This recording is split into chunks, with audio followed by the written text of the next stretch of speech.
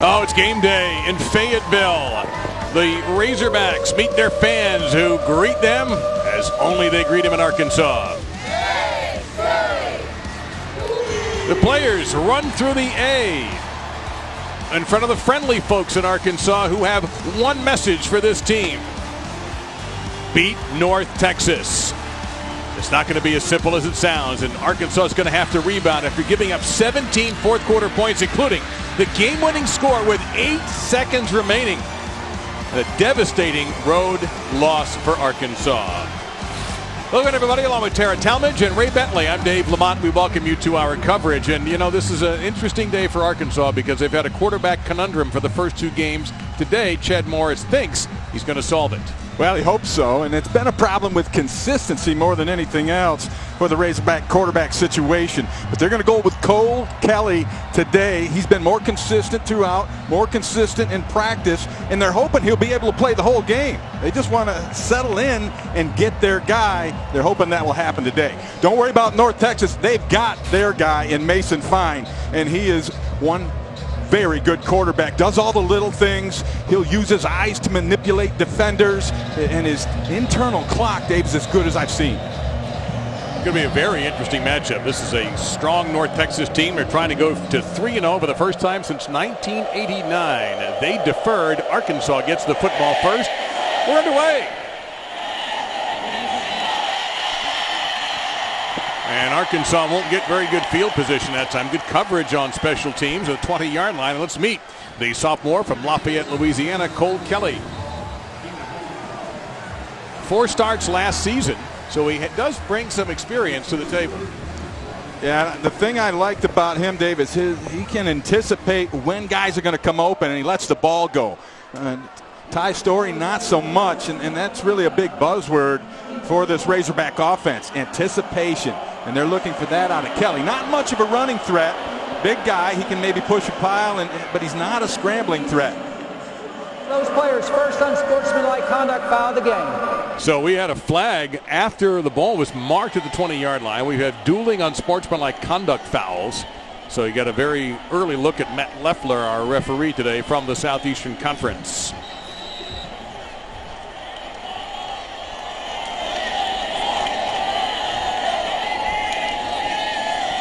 Kelly comes out firing. That's going to be just shy of the 30-yard line. LaMichael Petway with the catch. Gain of 9 there. Nate Brooks on the stop. Petway's been their biggest weapon at receiver, and they want to get him started right away. And good anticipation on that throw from Kelly. And to the ground. And it'll be a first down for Devwell Whaley. And now another flag coming in from the center judge. And jaw-jacking early on here. North Texas has a chip on their shoulder collectively and individually. Personal foul, face mask on the defense, number 49, 15-yard penalty, first down. That's Roderick Young, a senior from Spring, Texas. So Arkansas had the first down anyway, and they're going to get 15 more. Can't see exactly where it was, but I'm going to trust the fact that it was indeed a face mask, and that's not what North Texas needs. I like their intensity, but you got to keep it within the rules, and right now they've got the Razorbacks running on them. Not much there. Delayed handoff looked a little clumsy, maybe even a loss of a yard as we take a look at the Razorbacks starting lineup. And Devwell Whaley, number 21, is somebody to watch, Ray. He had a magnificent game against Colorado State. Yeah, career high, 164 yards rushing, and they use it by committee pretty much, but if there's a horse in this backfield, or a hog, however you want to put it, it's Whaley. I think hog would be the correct term here. Unbalanced line.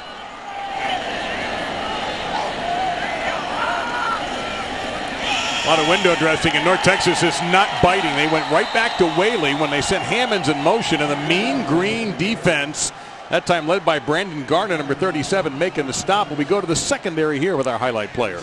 And Keemon Hall is a really good lockdown corner. I think probably the best cover man on the field today. And it'd be wise to stay away from him for the most part anyway. 3rd down and 12. Third down's critical for Chad Morris. We spoke to him, the head coach for Arkansas. So they need to get better at that on both sides of the ball. Kelly stepping in the pocket, wants it long, into double coverage, incomplete and around the 9-yard line. Fans are looking for a flag. They're not going to get it. Well, it looked to me like Tyree Muhammad, the safety, number 4, got there just a trifle early, but the officials decided that not going to throw the flag on that one. You see it right at the end. The safety, he's over the top. Oh, that's just a bang-bang play. I think, you know what, that's Brooks, I believe. Number 9, yes, Nate Brooks. He'll break that up along with Muhammad. And I have to agree with you. I think that was a clean play. So the punting situation has also been a two-headed monster for the Razorbacks. They've used both Connor Limpert and Blake Johnson. Excuse me, Reed Bauer and Blake Johnson. That was Johnson with a kick. And he goes OB with it, and the official is still jogging. He'll now stop at the 24-yard line. So here is Mason Fine, a junior from Peggs, Oklahoma. Population today, about 3 people. Yeah. Most of Peggs, Oklahoma has made the trip to Fayetteville to see this young man play, and he is an exceptional talent at quarterback at 5'11", 185. Leads the FBS in yards per game. And he leads the country in three-step passing efficiency. The ball comes out of his hand immediately, and he makes great pre-snap reads to know exactly where to go with the football. Lauren Easley gets the start now at running back, number 23.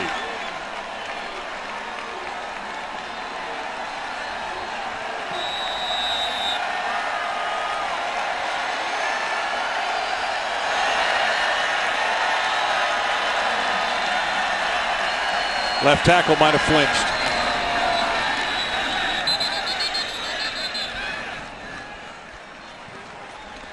Before the snap, false start, offense, number 71, 5-yard penalty, first down. So we meet the Mean Green offense coordinated by Graham Harrell for head coach Seth Luttrell. We talked quite a bit about Mason Fine, but he's got good receivers. He really does. And Rico Bussey Jr., 3 touchdowns last week. He's been a guy that when Fine has trouble, he goes to Bussey Jr.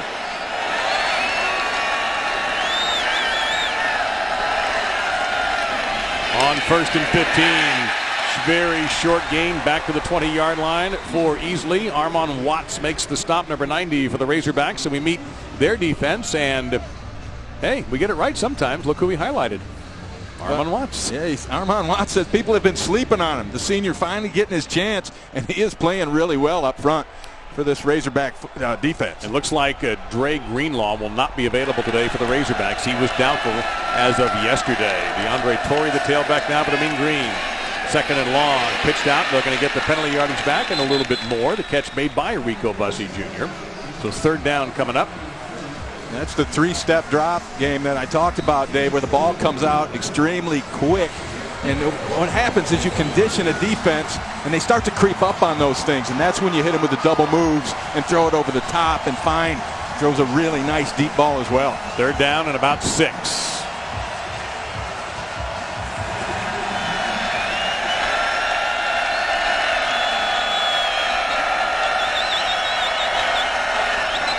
Bringing pressure from the edge. Fine gets rid of it quickly. Missed tackle. 1st down and a lot more for Jalen Darton. Jalen Darton shoved out of bounds finally by Cameron Curl, but a gain of 15.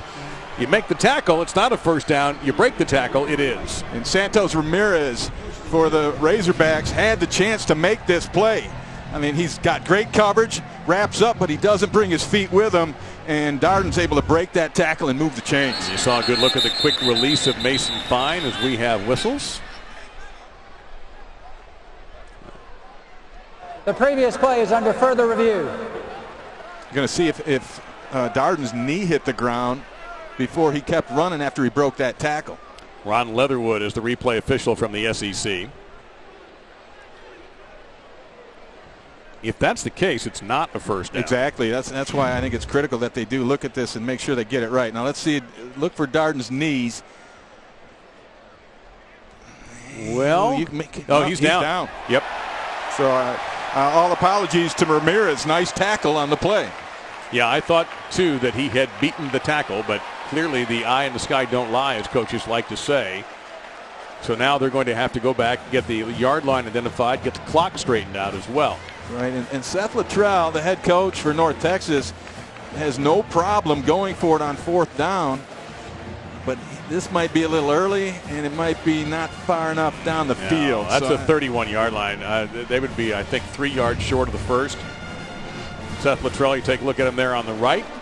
He's a coordinator at North Carolina. In just 3 seasons, he has taken a program that was really struggling and has put them into a bowl game last season. And they should be a contender for Conference USA superiority this season. Won their division last year. 6-0 in divisional play. And this is his best team. He said as much. And Chad Morris, the opposing coach, who was at SMU and has played him the last 3 years in a row, said he thought so as well. SMU kind of wishes it hadn't been 4 after what happened to them. After review, the runner's knee was down at the 31-yard line. Therefore, it'll be 4th down from that spot. So now they're going to have to get the clock right, get the chains right, and we're going to see North Texas bring out the punt team. That'll be Alvin Kenworthy. One thing about North Texas, they got a lot of experience, right? There's a ton of juniors, especially juniors. The good news for them is a lot of these guys have another year left. And they've really come a long way in these last 3 years. Nate Dalton awaits this kick. Makes a fair catch at the 22-yard line. So we'll step aside and see if Cole Kelly in his second series as the #1 man today for the Razorbacks can move his offense.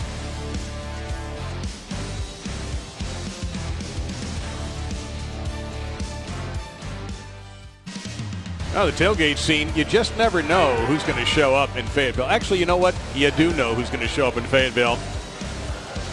A very, very proud Razorback, NCAA champion, and a man who's donated $1 or $2 to this university. Yeah, we've seen his name on a few buildings around here.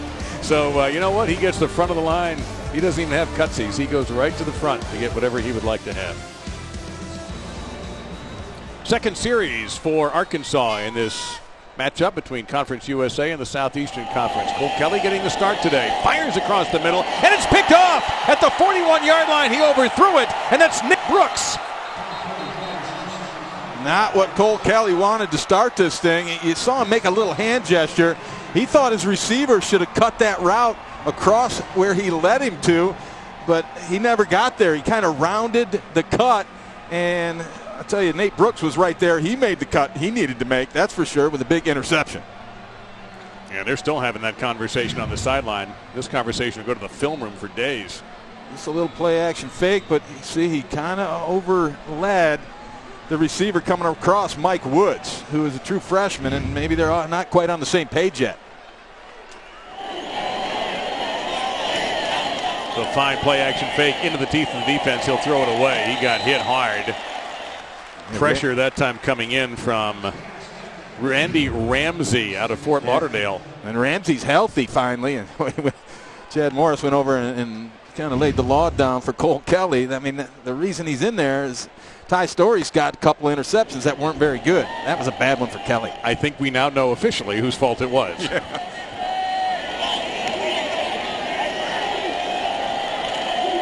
On 2nd and 10, Easley on the ground. He's got a little bit of room. Goes head on and keeps going. 25 Easley inside there down to the 20-yard line. Lauren Easley, 24 physical yards. Well, he got great blocks to start this thing. A little OT where they pull a couple of linemen and get big guys in front of him. They seal the corner, but bam, he just delivers the blow and runs over the safety. And that's Ramirez, who ends up making the tackle, but he paid for it there early on.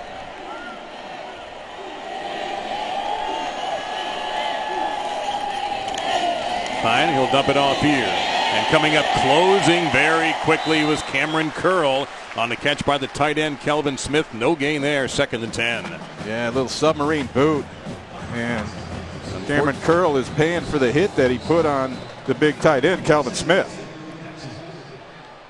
That right arm seems to be troubling him. He's trying to reactivate it almost. Right. I've had those where you have to reach around, make sure your arm's still attached. I'm not sure if he's in that kind of state, but he is moving that right arm around to get the feeling back as best he can. Well, you saw an example of the closing speed. There's a little submarine boot. Great defensive play, but Chairman Curl close hard, big hit, but he didn't wrap up. He just led with that shoulder, and that, to me, that's how you get hurt. If you don't use the proper technique and tackling, odds are pretty good you're going to hurt yourself. You bring in a freshman now, Joe Fouché, number 17, out of New Orleans, takes the spot of Curl for at least this play.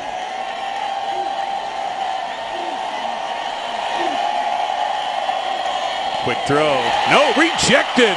Rejected. And that is cult hero Bumper Poole with the block. Bumper Poole, true freshman, had his first start last week. He's coming off the edge, unblocked. This was an RPO where Fine could have handed it off. He liked the matchup on the edge, pulled it to throw it, but Bumper Poole bumped it right back at him. 3rd and 10.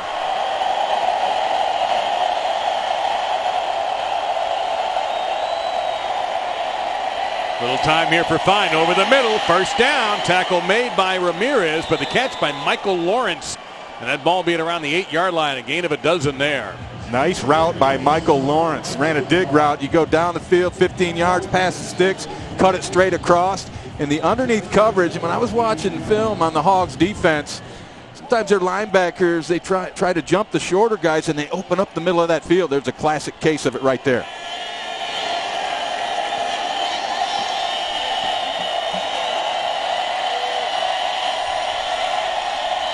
Look at the end zone all the way, overthrown. Good coverage provided by Ryan Pulley, number 11. One-on-one with Bussey. It'll be 2nd down and goal.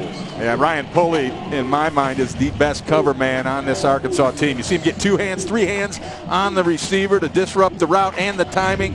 And it's just good defense that took that play away. Throw was within reason, but I didn't think Bussey had his feet right because of the hand checking coming from the defender.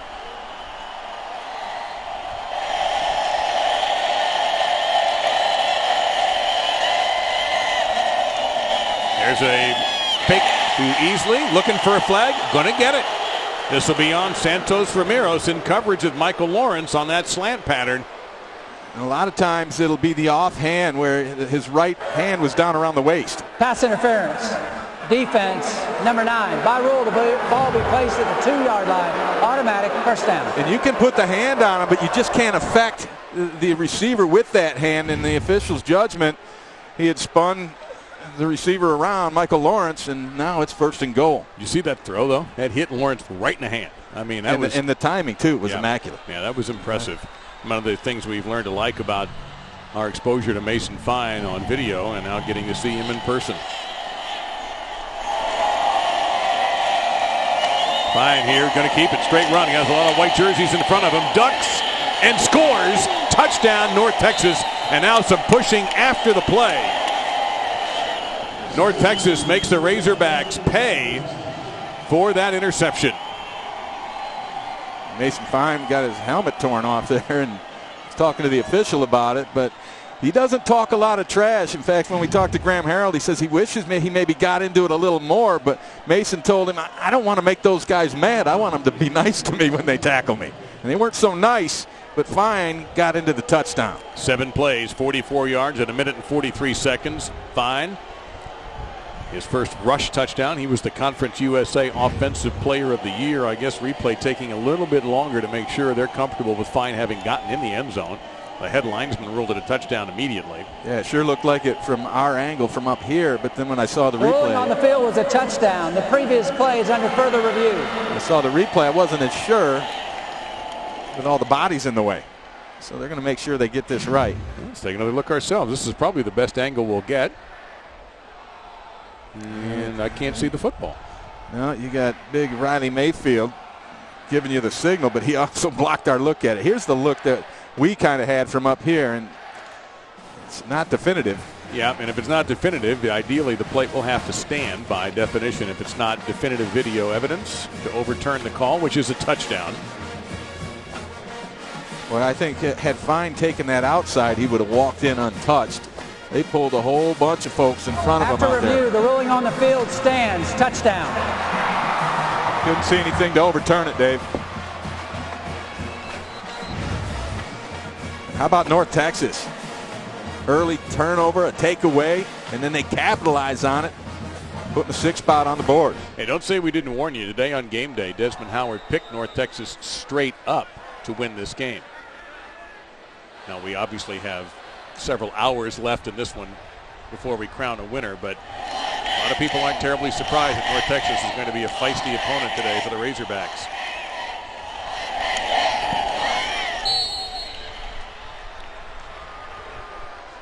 Arkansas, a little adversity early on as Seth Luttrell's Mean Green takes advantage of the mistake. Mason Fine scores 6.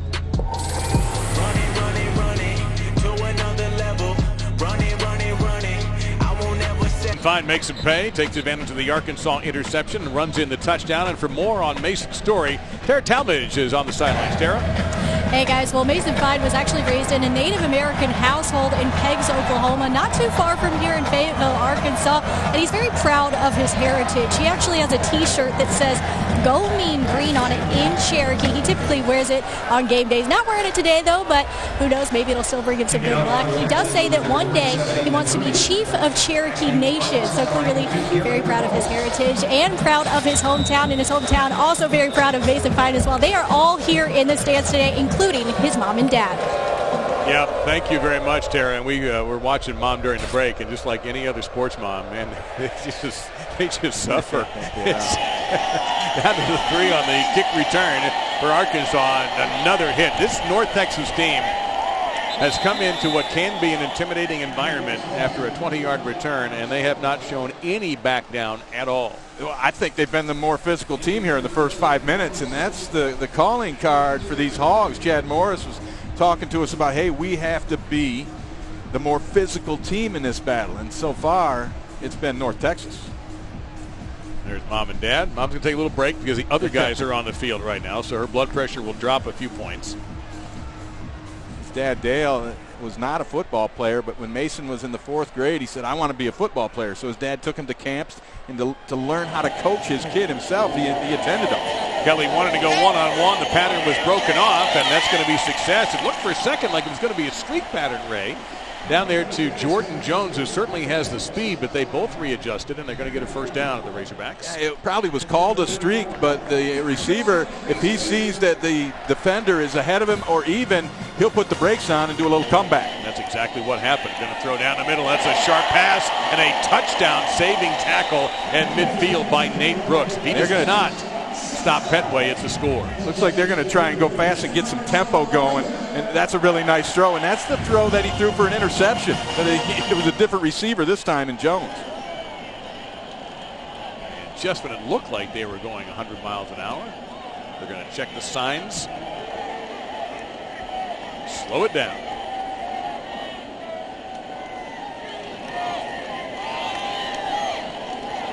Nothing there for Whaley. Was tossed down by E.J. Agia. Fine redshirt senior linebacker from Minnesota. Agia is going to be all over the field today, and he plays to his usual standard. And just like you saw right there, they run a 3-4 defense, and they have really good linebackers. I'm really impressed with Agia. Also, number 37, Brandon Garner. Those guys are going to be all over the field running around today. Quick throw. And a sharp catch. Close, but about a yard short of the first down. Petway with another grab. So here comes an interesting 3rd down and about a yard call here for Joe Craddock, the offensive coordinator. And there's the head man there, Chad Morris.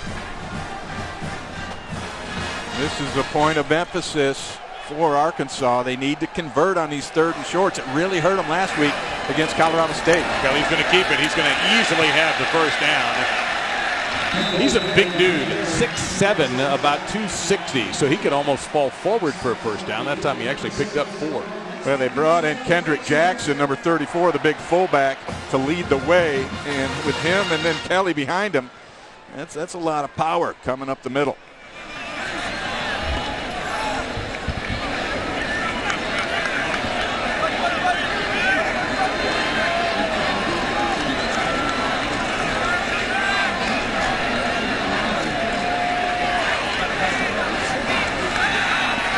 Kelly has time, going for it all toward the end zone. Jump ball incomplete. Jones and Brooks one-on-one. Second and long coming up, 2nd and 10. Great time to take a shot. You convert a third down. You're in plus territory to the 37, and they dialed it up. And it was a 50-50 ball, slightly overthrown. But I like the idea of backing up this defense. First time we've seen a deep shot from really either side today. A few subs coming up here for Arkansas. This is a key down because they don't want to get in those 3rd and longs. So they got to make something happen in this play. A couple of tight ends in now, O'Grady and Cantrell. Play action fake. One pump. A little bit of trouble. Hit as he throws. Incomplete. Kelly got cut down at the 45-yard line. He had Muhammad in there and also Agia putting a lot of heat on him. So now all of a sudden it's 3rd down and 10. And you got the blitz coming. It's picked up fairly well, but you had a shooter, Taylor Robinson, number 24, shot underneath the receiver where Cole Kelly was trying to throw the football, and he had to pull it back down.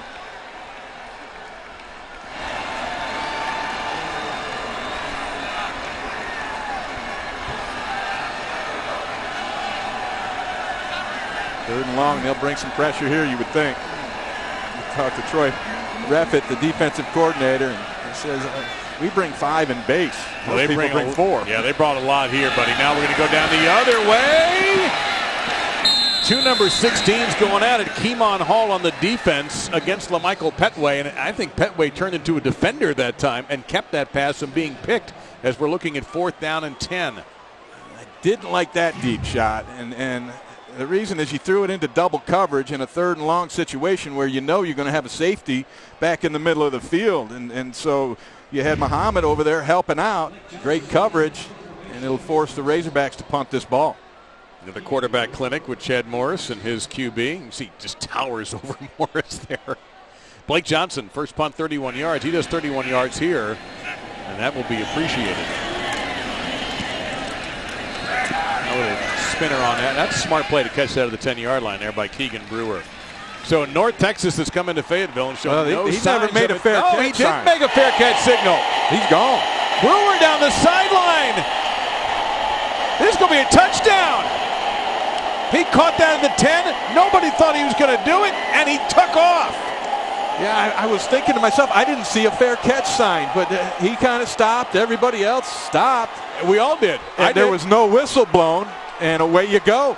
I quickly admit, I stopped. I think everybody did. Listen up, see if you hear a whistle.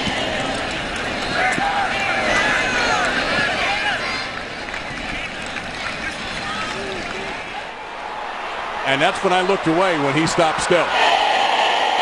I got to believe that's intentional. I agree. I think they pulled an okie doke, and Keegan Brewer took it to the house. Okay, everything's good. We'll just kind of chill, and then time to go. Wow. And we never heard a whistle. No need for one. There was no fair catch, and there was no tackle. So a 90-yarder, and before the PAT. The previous play is under further review. They're going to take a look and make sure there is no signal. I didn't see a signal. I did not either. And I froze like some of the people for Arkansas when he stopped. All right, here's Brewer the whole time. He's got his hands moving up, but he never raised his hand over his head, and that's the signal. You have to raise it up over your head. Right, or he didn't even wave it to the side. He did nothing, and I watched the official in the background, and he never reached for his whistle. No, there was no reason to. There was no fair catch signal whatsoever. It's sneaky. Again, let's listen again. I got to believe this play will stand. And that's Grant Morgan, number 31 for Arkansas. He was convinced it was a fair catch. After review, the ruling on the field is confirmed. It's a touchdown. Wow. You see something new every time. That is super sneaky, and it worked. How about that? Wow. I think you may see a few of those as it goes on. People will steal that one. I've never seen that, where you kind of act like you fair caught it, everyone chills, and then you hit the gas and away you go. And Chad Morris has got to be just steaming right now. All credit that time to North Texas and Keegan Brewer whose first punt return this year went for 1 yard. So his average has improved considerably. Yeah, he played it cool, though. Yes, he did. So people checking their phones on the ESPN app have just noticed this one. 14-0 North Texas in Fayetteville. Everybody stop. Spinner on that. That's a smart play to catch that at the 10-yard line. Yeah, it was, Big Mouth. And then what? So North Texas is off he goes to the house.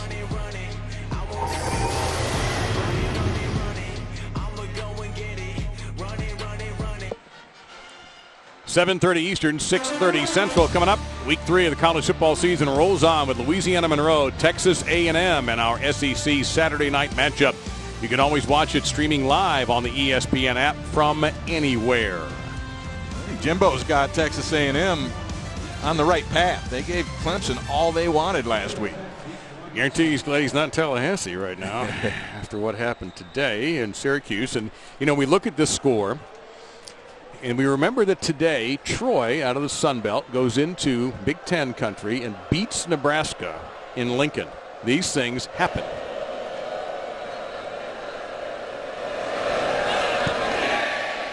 We'll see how Arkansas can rally here. First off, they need better field position, and they have not been able to get that. Tut takes it out to the 23-yard line. We just saw North Texas. This is just crazy. It's the third longest punt return in school history. Yeah, and what I want you to watch is everybody from Arkansas stops. And North Texas is all looking at the return guy, and then they take off. I have to think this was a planned deal, or a great reaction of continuing to watch what's going on. And if you don't hear a whistle, you keep playing. In fact, I used to play through the echo of the whistle if I could. You did. Yes, I saw that. Going to go to T.J. Hammonds on a little bit of a jet sweep, and North Texas was prepared. Dion Noville knew it was coming. No gain. And Number 5 has been asked to leave the game due to his knee pads not covering his knee. Number 5, North Texas. Make that 37, Garner, not 97, and that's the new rule there about you must be completely covered, and the knee pads go up a little bit high. You got to come out till you fix them. Right, and order longer pants is what I say. It's Tyreek Davis, the nickelback, who has to sit this play out, or until he gets it right. Pass is tipped and picked off to the 15, to the 10. Muhammad down to about the 5-yard line. North Texas brought the house. They had every gap covered. Getting after the quarterback, got a hand in the way, and a fortuitous tip right into the hands of Kyrie Muhammad. And Chad Morris, I don't know if anything else can go wrong for him. I mean, here's the look at it. A great job on the edge, getting the hands up. You're not going to be able to get there on a 3-step drop on a quick pass. So what do? You read the quarterback, you see it coming, you get the hands up, and you hopefully get a hand on it, and good things can happen. Look who makes the tackle here, the quarterback, and that actually is the 8-yard line, not the 5. They've moved it back to the 8. That was Jamie King, Dave, who got the hand up to knock that ball into North Texas possession. The former tight end, Fine, has all day. Now his pass is deflected, but nobody from Arkansas is able to intercept it. It'll be second down. He did have a receiver to his left wide open if he had chosen that route. T.J. Smith with the pressure there. And that's one thing with Mason Fine. If you're looking for any kind of negative, the only thing you can find on him is that he's listed at 5'11". And sometimes it's harder to get the ball through some of those windows from a shorter quarterback. But everything else is A+. It's a handoff, and that's not going to be very much going on there with Lauren Easley. No gain there, so third down and goal from the 8-yard line. And DeJohn Harris came up and made that tackle, led this team in tackles last week, and they're missing their probably best defender in number 23, Dre Greenlaw, who had 10 tackles in the first quarter of the opener and then hurt his ankle and hasn't been back to the field yet. And Harris is the one who's been taking over and picking up the slack. Boy, a field goal here for Arkansas would feel like a victory.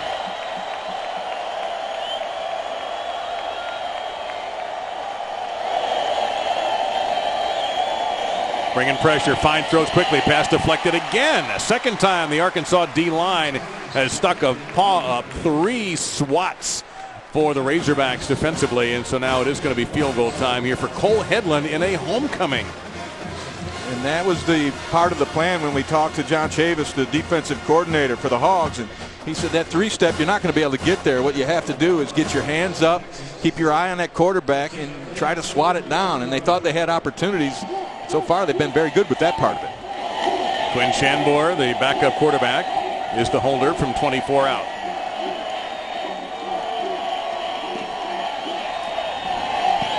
And Cole Headland is perfect on the year, 8 of 8 for the former Razorbacks kicker, who had a bit of a tough time in Fayetteville, but has found a home as a senior in Denton, Texas.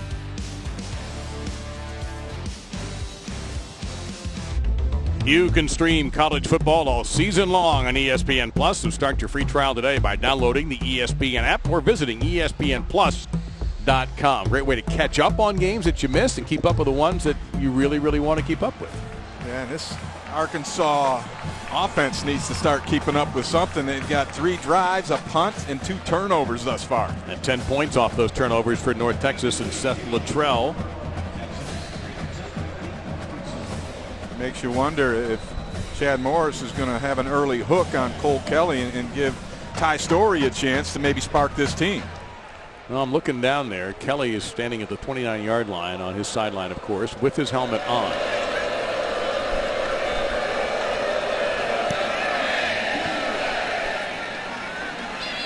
See if we can get better field position. That's been a problem so far. North Texas has been excellent in kick returns.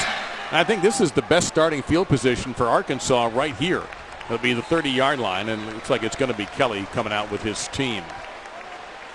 And I think that's the right decision, Dave, but when you have 2 of them, you open yourself up to that type of speculation. Sure. Okay, which guy are we going to go with here when it isn't going well? The only argument I would give back to you would be, is it just too early? Otherwise, you can say, wait a minute, Dave, it's 17-0, and we haven't even played the quarter yet. Right. But I guess Kelly's going to get another opportunity. Defense came up big that time for Arkansas, considering that was at the 8-yard line following that turnover. And Kelly is 4 of 10 thus far with 2 interceptions and just 47 yards. Little ground and pound. Perhaps that is the idea for Arkansas to get back into this game. A solid 5-yard pickup, maybe 6. Yeah, they need to start running the football. They've got 7 runs and 10 passes here in their early play distribution. And I mean, they told us they thought they were more physical up front and they could just pound the ball on this team, and they haven't really gone to that yet. Chase Hayden stays in at tailback. And he'll get it here again, trying to find a little seam, but North Texas, they have to feel really good about themselves right now across the board. Taylor Robinson, the safety, came up and run support that time. Bryce English, former Kansas State player, number 34, in there also. This North Texas team will do all kinds of things to stop the run. They stunt and blitz and do more things than just about anybody I've seen on tape. And the beauty of that is this is the 3rd year for most of these guys in the system that they run, and now they're kind of at the yeah stage where everybody knows where everyone's going to be, and they all do it together. They don't need a lot of communication. It's already understood. 2 to snap. Kelly going to roll the pocket to the right. On the run, throw, big catch, big first down. Keeps this drive going. Deion Stewart, who had 33 catches and 3 scores last year, comes up with a big first down catch there. Yeah, nice little flood zone. Or they flooded the zone and got a guy open in the flat to move the chains. Kelly took a hit, but he threw a strike. Act on the ground, but nothing in there. Going to be a loss for Devwell Whaley, the junior from Beaumont, Texas, driven back to the 41-yard line. Machia flying through again on a blitz, untouched, makes another tackle for loss. I mean, here they come. This defense, they come downhill and they come in a hurry, and then they make plays when they get there. They're fun to watch. TJ Hammonds, number 6, checks in, and now it's an empty backfield set. Hammonds being moved over to the right into the slot. They're locked up man-to-man across the board. Looking at Hammonds all the way on this little circle route. Gets 1 block and a great play.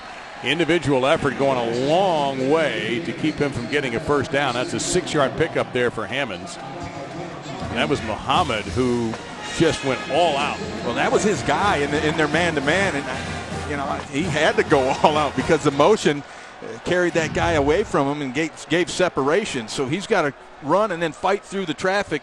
And you're right, Dave, made a great effort. Well, another big third down here. They hit the last one when they needed 3.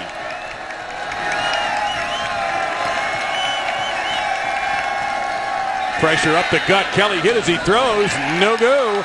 4th down and 5. Agia again putting pressure. And this was, I think, a poor read by Cole Kelly because he's going to have a guy run to the flat, and the cover man is all the way over here. And so he's got an advantage, but he never saw it. That guy was wide open and would still be running because there's no way number 48, Jamie King, could have got there. Did he not see it because he just didn't have time to see it? That's a possibility. He may have made up his mind, which a lot of young quarterbacks do ahead of time. Hey, I know where I'm going with this one, and I'm going to get it there. And didn't really read the deal on defense. Bauer with the punt. There's a fair catch signal. Made it fairly obvious. And whistled, so we know this play is dead. Down to the 12-yard line, a 41-yard punt by Reed Bauer, a freshman from Magnolia, Texas. Well, we talked all week, Mason Fine this, Mason Fine that, receivers this, receivers that. Well, how about North Texas's defense in this first quarter? They've been making plays. They've been flying around. They were worried about the physical nature and the size of this Hog offense, but it hasn't mattered. The speed and I think the fine-tuned stunts that they run have been something that Arkansas has not yet figured out. And then they've come up with big plays as well, a couple of takeaways. And this defense right now is dominating Arkansas. Mason Fine had kind of a slow start in the passing game. Cole Kelly has been picked twice, and you had that crazy punt return touchdown from Brewer. And now easily popping through. And again, not a big guy, but he's a tough, strong runner. Gets 9 there before a couple of Razorbacks. And Jarquez McClellan, I should say, from Lake Worth, Florida, in there on the stop. This offense has not run the football the way they need to and want to yet this season, and they're working on it today, and they look pretty good thus far. Their throwing game has been outstanding, tops in the country. We're going to lose yards on this one. Now, Arkansas wasn't biting on Bussey, and Ryan Pulley yanked him down for a 4-yard loss. And that's just a great play by Pulley. Came up, defeated the block that Michael Lawrence tried to put on him. And, if Bussey had eyes in the back of his head and pivoted the other way, he'd have been a lot better off. Big third down here for this Arkansas defense. There's some confusion, too. Fine handles the high snap, dumps it off. That's going to be low and incomplete. So Arkansas's defense comes up strong when they needed to. Field position has been a problem, too, for the Razorbacks. They haven't had a great field position in this game. They should get some here. And they set up a tunnel screen to the outside, and Sosiah Mose, the center, he had to get out of there quick, and I think it might have affected his snap as he zipped it to the left and high of Mason Fine. Their average field position has been 24-yard line. Partially blocked. Looks like that punt might have been hit. It was, but it's taking a great bounce on it. Boy, it took an incredible roll. Down to just shy of the 38-yard line. Wow, that's a huge Things break. are going good. They're going good. In North Texas, you get a punt tipped, and yet you get a nice punt out of it. Yep, Tyson Morris got a hand on it. Kenworthy still got a worthy roll on that. A little overload right up the middle. And you see that's a nice defensive play or special teams play coming up by Alexander. Actually, there's 3 19s. I think it was Tyson Morris. Yeah, it was Morris. Yes, there are multiple numbers here for the Razorbacks, and I have never seen a level of depth of multiple numbers in my life. They have 4 number 14s on their roster. Now, their average field position has been, until now, the 24-yard line. Kelly. Right, soft coverage that time, a big cushion for Michael Petway. And that's going to be a first down into Mean Green territory. Hall on the coverage. And that's a great battle for all day. Those 2 number 16s going against each other. Keemon Hall going against Petway. I understand giving Petway a little bit of breathing room under there. He can run by you.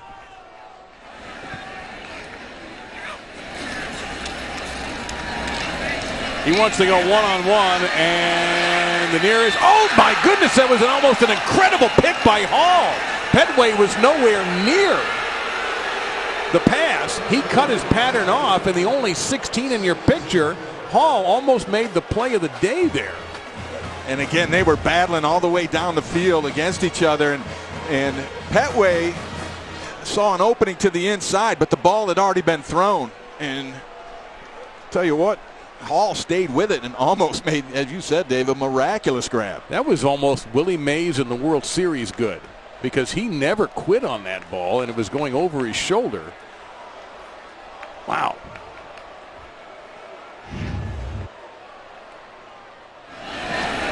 Kelly, little flip up.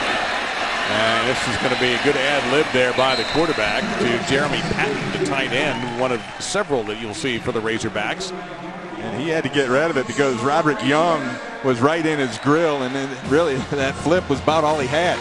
He got it out when he needed to. Well, in the fourth quarter in Colorado State, Arkansas was outscored 17-0. That's the end of the first quarter. They've been outscored 17-0 in this quarter, too. Arkansas trying to recover. They do have a first down. Cole Kelly getting the start. Chad Morris trying to figure this out. We'll see how the second quarter goes against Seth Luttrell's feisty Mean Green.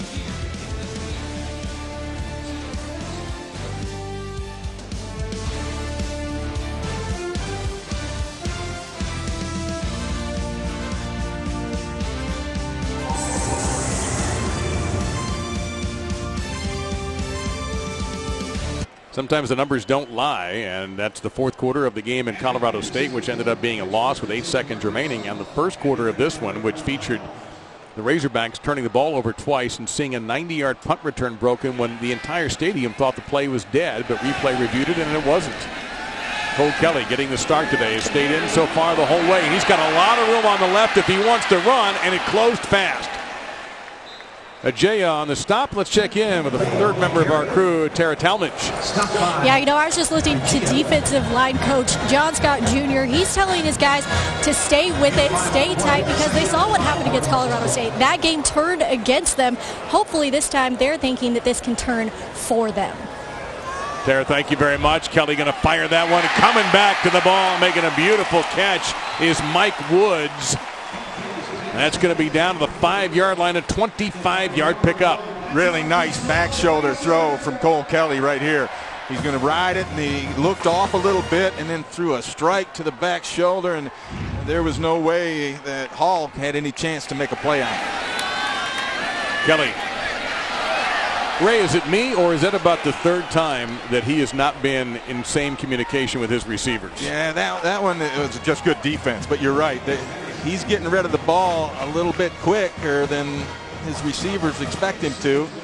They came open, but that one really, to me, was just a product of good defense, not miscommunication between those two guys. And that was Woods, and again on the intended reception. Now he checks out. Well, Michael Petway to the left of the quarterback, and Jordan Jones to the right. Yeah, this is the matchup we've been talking about today. Petway against Hall, two number 16s battling. Timeout called by Arkansas. Fans are a little feisty right now in Fayetteville, and North Texas is too.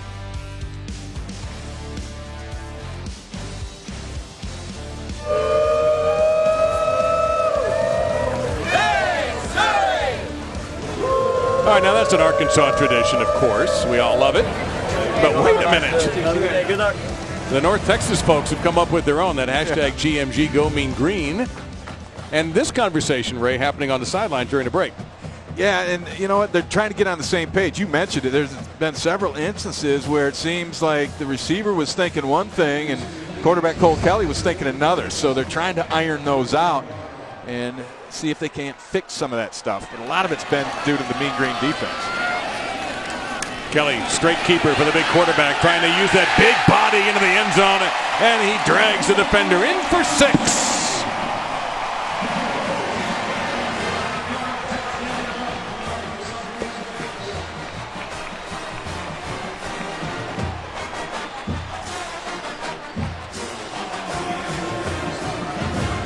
Simple quarterback draw. When your quarterback goes 260, he's going to get that extra push.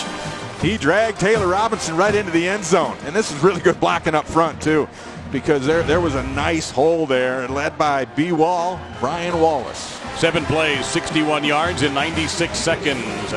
And Arkansas finally gets good field position, and they take advantage of it. Cole Kelly, the sophomore, gets the start and gets the score. Backs have inaugurated a beautiful facility in one of the end zones, a locker room shaped like a football. And almost, I mean, it's about a football field long, nearly. Absolutely gorgeous. Yeah, if it was a little wider, I might be able to golf in there. You don't really want to be hitting shots that low. There you take a look at the exterior of it, and the players walk out through that little Arkansas sign there, walking as they run through the A to the fans in Fayetteville who are a little upset about the way things have gone, but perhaps the Arkansas offense has calmed them down with that touchdown drive. Arkansas is dominating statistically, but that really doesn't mean a whole lot. They only have 21 rushing yards, and 14 of those are by Kelly, the quarterback. They have thrown for 108, and when do you see this? A timeout taken by the team about to kick off. Did they have enough bodies? That will be a 30-second timeout. Or were they running out of time? I mean, there's two issues there, but I don't think I've ever seen that either. Well, it's been a unique day for special teams. Ray, why don't you take out your pen here? All right, we got 1, 2, 3, 4, 5, 6, 7, 8, 9, 10, 11. So it wasn't a numbers problem. Okay. I just don't know what possessed them to pull that timeout. I'm sure they had a reason.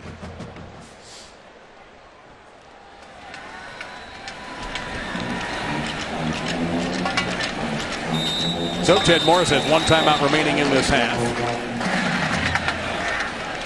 All right, let's see if we can get a kickoff here.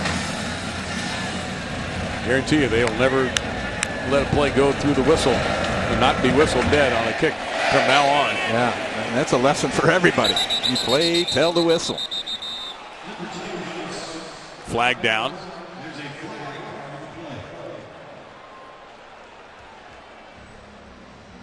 Had linesman threw that after the play had been blown dead. Yeah, I thought the kick got in the end zone, so it's not a penalty on the kick.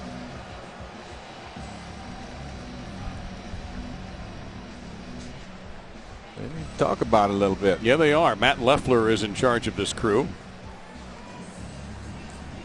It's the center judge, Chris Sneed. Meanwhile, the flag has been picked up, but see if that means the penalty is no longer an issue.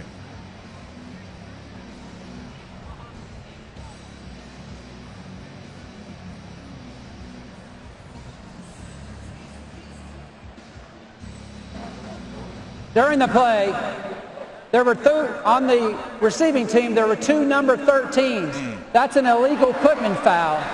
That penalty will be declined. The result of the play is a touchback, first down on the 25-yard line. You know, that is about the 4th time I have seen that this year in college football. Yeah, and you just can't have 2 guys with the same number out there. And it looks to me like they put Deandre Torrey back to return the kick and didn't realize that Alex Morris was on the return team, a pair of number 13s, and that'll cost him 5 yards. Well, actually, Arkansas declined the penalty. So it's going to be in the 25-yard line. Now, Mason Fine, can he get going? Beautiful sliding grab, and that's going to be a first down. Now, Graham Harrell is his offensive coordinator, and if you're a college football fan, you know that name. Guy was an incredibly successful quarterback in the air raid offense for Mike Leach at Texas Tech. And we had a great conversation with him. He's got to find a way to get Fine going. How do you do it? Well, I think you just let him keep playing. I think a lot of it has been he's been running for his life a little bit. He's had 3-4 balls batted at the line of scrimmage, but these last 2 throws that he's made, I think he's fine, so to speak. Well, he's hit 2 in a row, and he's got him on second down. Now, Graham Harrell also had the unique perspective of spending a couple of years in Green Bay with Mike McCarthy and Aaron Rodgers, and talked to us about some of Rodgers' besides the fact that he's just not normal.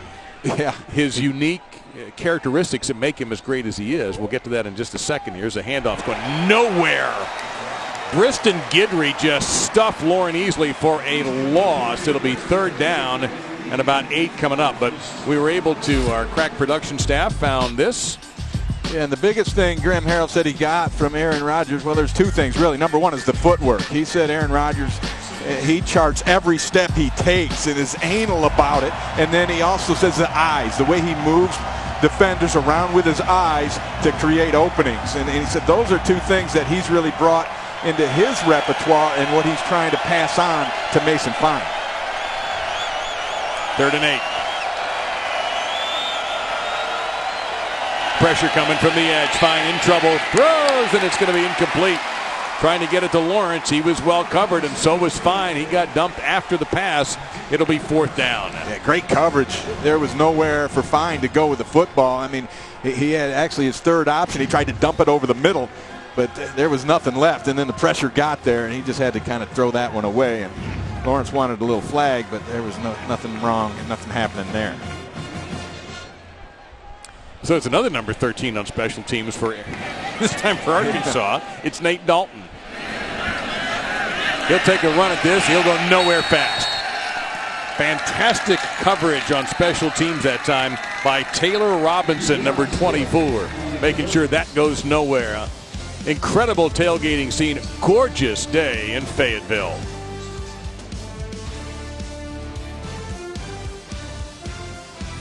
Extra Yard for Teachers Week is a week-long celebration of teachers led by the College Football Playoff Foundation through its Extra Yard for Teachers platform. Visit the College Football Playoff Foundation website at www.cfb-foundation.org to learn more about Extra Yard for Teachers Week and see how you can get involved. We talked to Chad Morris, and he named 3 former teachers for us that were hugely inspirational and still a part of his life. Jack Shelnut, Jimmy McInturf, and David Whiting, and we'll tell you more about them after this play. See if Arkansas can work another drive here. This time, again, the field position a problem, and there's a moving pile for a short gain there, 2nd down and long. So Coach Shelnut was his math teacher as well, and that inspired Chad Morris to become a math major himself in college, and he said that really meant a lot to him. And then Coach McInturf was his freshman coach, and he said if he ever threw a fit on you, that was a bad thing, a McInturf fit. Kelly's going to have to scramble. He can't find anybody down there. And tell you what, Mean Green held him to 0 that time. Jamie King, 48, helped chase him. Arkansas, 13 rushes, 23 yards. Tara. Yeah, that's right. You know, he's all about teaching better players and better people as well. He has had numerous speakers come in to his classes and talk to these guys about how to treat women with respect and also just how to do their taxes. Simple things like that. They even read books throughout the season to help learn lessons that can help them in their personal lives. Tax help, huh? They have to head back to Fayetteville for that.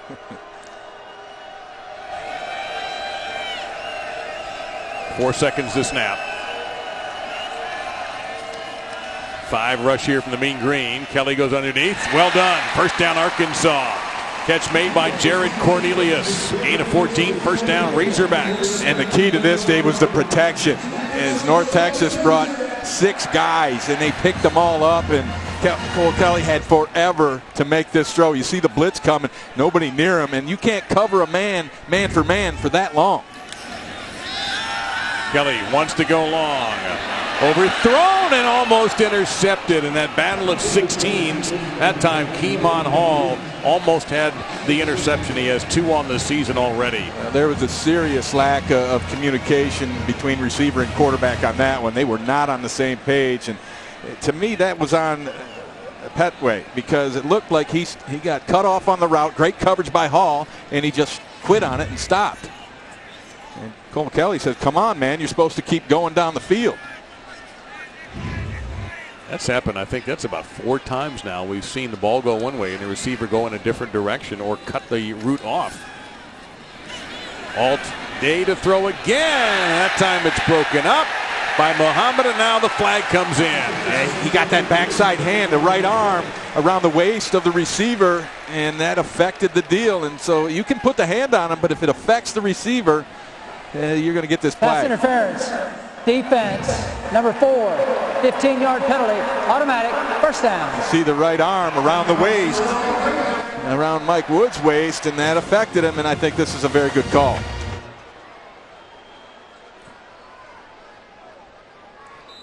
Seth Luttrell may disagree, but to the 46-yard line now for the Razorbacks. We're turning this game back in their direction after a shocking first quarter. Play action fake. Going to go deep again. Wants it all. Looking for Jones down the field. The catch is made, but he's out of bounds. I don't know if the wind carried that one out a little bit because it's blowing across ways a little bit, but that was a missed opportunity because you're going to see Jones is wide open. He just runs past Nate Brooks, but he's got to wait for the ball a little bit, and then a nice play by Brooks to push him out to be sure. There was a little contact from Jordan Jones as well, but the side judge is right there. He was satisfied that it was clean.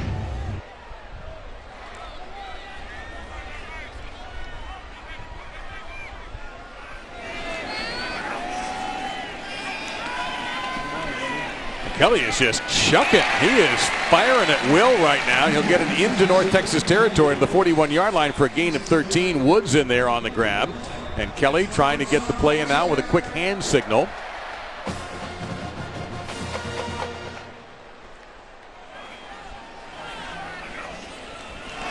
Another throw. Caught at the 40-10. Almost a big play there.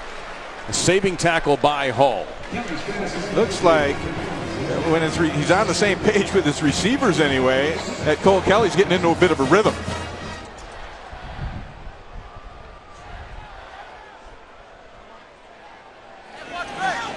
I think the tempo is helping him. Rakeem Boyd, the tailback, he'll get a good block. He's pass overthrown. Yep. That might have been good defense there too. It's been good defense throughout, but that doesn't excuse the fact that these receivers are stopping their routes. And to me, this is mostly on the receivers. They're not fighting through and continuing on their routes, and Cole Kelly's counting on them to do that. I think it's much more on those receivers, and then again, they're being defended very well. But I'm not putting that on Cole Kelly. Got an empty set. He has run from here once to take a low snap. Line picks up the stunt. The throw off the mark. 4th down and 5.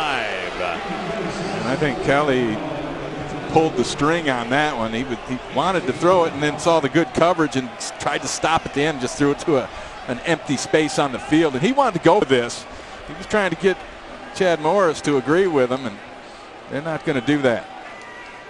But they are going to bring out Connor Limpert for a 54-yarder? About 53. I'm a little surprised they're going at it for this far. Yep, officially about 54. You were right. Jack Lindsay is the holder.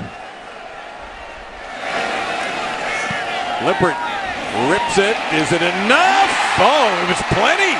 Wow, Connor Limpert. I'm no longer surprised. That was a great kick. That was a stinger right down the heart. And Arkansas cuts the lead down to 7 with 9:27 to go. You could hear that contact from up here. He smoked it, and it gives them a huge lift in a drive that kind of ended, and maybe not how they wanted it to. They still end up with points and pull to within 7. 17-10, North Texas.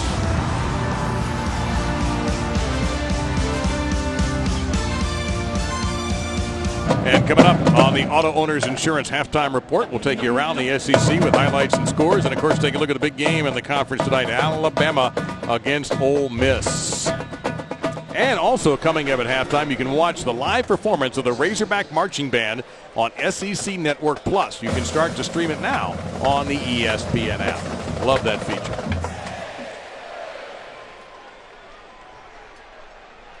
Deandre Torrey will take a knee. They took care of the number 13 problem by giving Alex Morris number 21. They dug out of the bin there. And so North Texas now trying to get their sea legs offensively. Yeah, they really haven't done a whole lot other than when they had good field position from a turnover. Mason Fine just hitting 50% of his passes. He was over 70, in fact 72% coming in. And a lot of that's been 3 or 4 batted balls at the line of scrimmage. by a well-schooled Hog front four.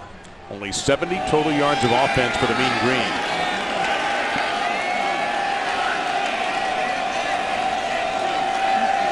Fine.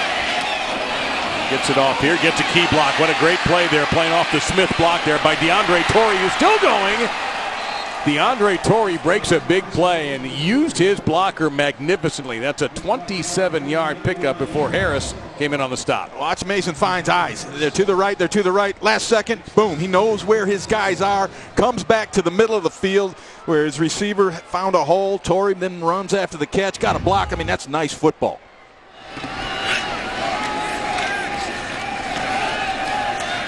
Fine ripped the pass, and the coverage was solid by Cameron Curl, intended for Michael Lawrence. 2nd down and 10 coming up. Curl played that perfectly. Yeah, ironically on a curl route. I mean, his name's all over that one. The late Robin Williams once said, irony can be pretty ironic sometimes. Yeah, indeed.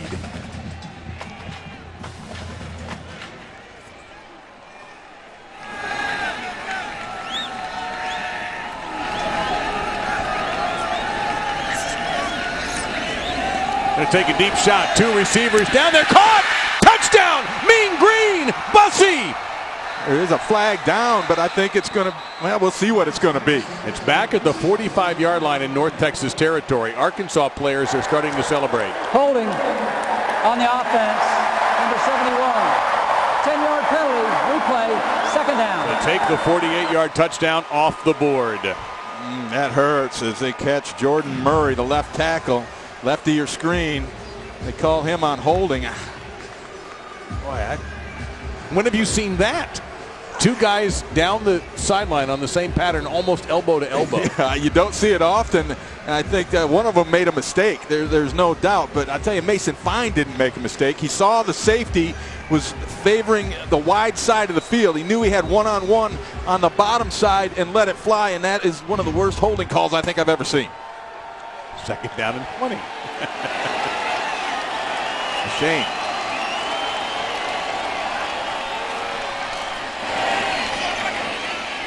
Fakes the underneath, is in trouble. Fine just had to get rid of it.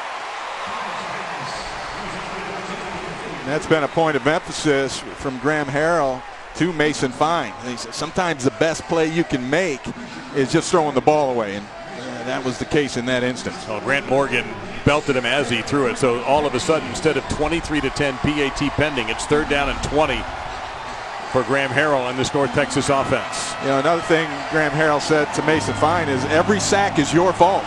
You need to get rid of the football. And he took it personally, and they gave him a sack accredited against him in their spring game, and he was angry about it. He didn't think so.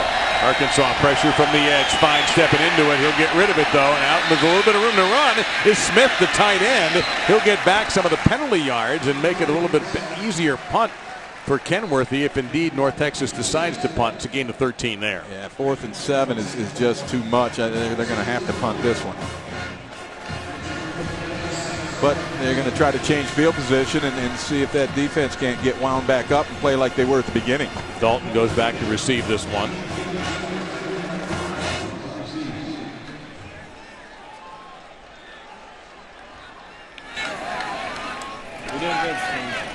I'll take a little something off this one. This is high and too far. Are they able to volleyball that back in? Well, if the ball breaks the plane, then it's a touchback, and that's exactly what happened. That's what I thought. It's the officials always take their time on that one, but they're right. 54 yards on the punt by Kenworthy. So Monday at 7 Eastern and 6 Central, it's Thinking Out Loud with Greg McElroy and Marcus Spears. They'll talk football, and they want to hear from you via social media throughout the show. It's also available streaming live on the ESPN app. Yeah, I get in trouble when I think out loud. Yes, you do sometimes. But those guys are pretty good at it. So Cole Kelly has stayed out there the entire time. The first 2 games, it was he and Ty Story switching off, but Chad Morris made the decision this week to go with one guy, and he picked Kelly. He'll keep it here. Coming back to the football. Who got it? Is it? I think so, yes. Let's see. Yes, it is. Nate Brooks with a remarkable diving interception, and the ruling on the field is North Texas ball at the Arkansas. The ruling on the field is an interception by North Texas. First down. 34-yard line. A really bad decision by Cole Kelly. He was late with this football. I saw what he saw. His guy was open momentarily, but by the time he lets it fly, that gave Brooks enough time to close the gap. See, he thinks he's open right here. A little too late, and then he had to float the football. He couldn't put any weight behind it because he's on the run, and that's just a great play by Brooks, staying with it. Did he complete that interception? And I think the replay booth, and then of course every play is reviewed, so you know if you didn't know that. Some just get extra review. This one, interesting if Brooks completed that catch. I know where this isn't Sunday. Let's take another look at it ourselves. And the previous play of an interception is under further review. I don't know. The official's in the way, but it looks like they're both fighting for it, and that Brooks pulled it off the ground. If it stands, North Texas will have a turnover margin of +6. Last year, all of last year, -11. So let's see. I want to see at the very end. Our referee's going to walk in front here for a second. Watch when he goes by, though. See if that ball touches the ground a little bit. Looks like dual possession here. I'm okay with it here. I think it's a pick, but watch. Actually, keep inching it forward, and you're going to see this football on the ground. There. Right there.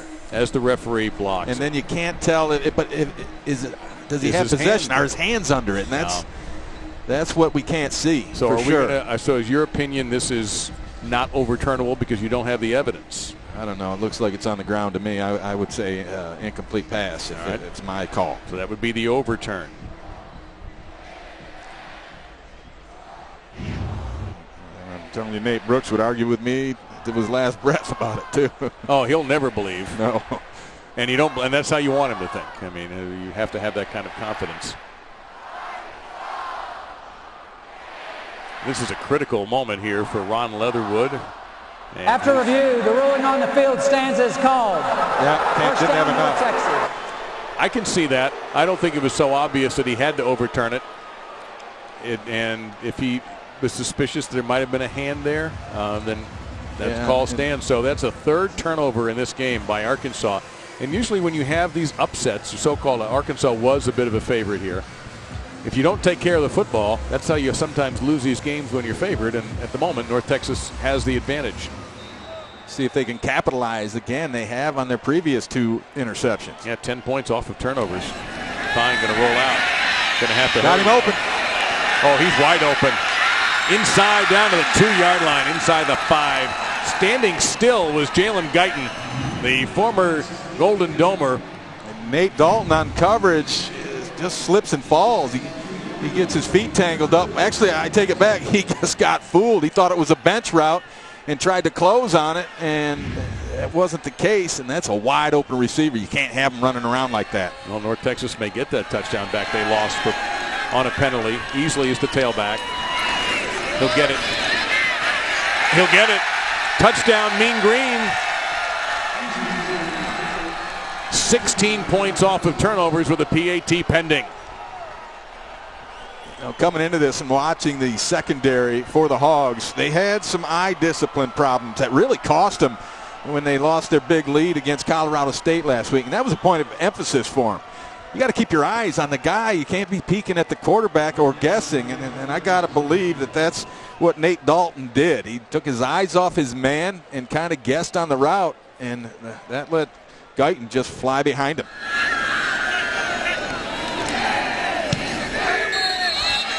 And the former Razorback Headland is true with the PAT, and it's back up to a 2-score game. Wow. That's how they're taking it. Can you blame the guy? Not really. I mean, there are great expectations around here, and pretty good push up front to get him into the end zone. Well, you know, when this game was scheduled a few years ago, probably looked like a good idea. North Texas was struggling. They're not struggling anymore. And in fact, Arkansas is kind of the team that's in transition right now. After the Brett Bielema era came to an end last year, you've got a completely different offensive mind in Chad Morris. And therefore, when you change coaches, you have Brett Bielema's athletes, but you don't have Brett Bielema's scheme. Right, and the other part of it is Chad Morris came in and he said he knew that he had a challenge to change the culture. New coach, he's going to have his way of doing things, and his mantra is carry water and chop wood. And what that means is, doesn't matter what the scoreboard says, doesn't matter what the record is, we do things a certain way. And they haven't quite learned how to do them that way yet, as you see the numbers from today's game. It's all about the turnovers in this one.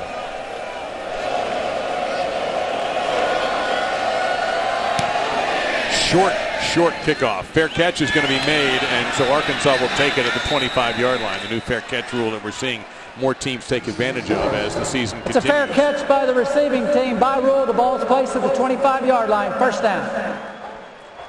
So Cole Kelly on the day has thrown 26 times, completed 12, 140 yards, 3 interceptions. He does have the Arkansas rushing touchdown. 26 throws in this half, Ray. Are you surprised we have not seen Arkansas run the ball more? Yes, I'm shocked, quite frankly. I mean, I get it that North Texas is playing a lot of man and they're loading the box. And so what do you do when you have, well, you got to win your one-on-ones and throw it outside. But I say you're big and strong enough. Run it at them. Oh, here you go.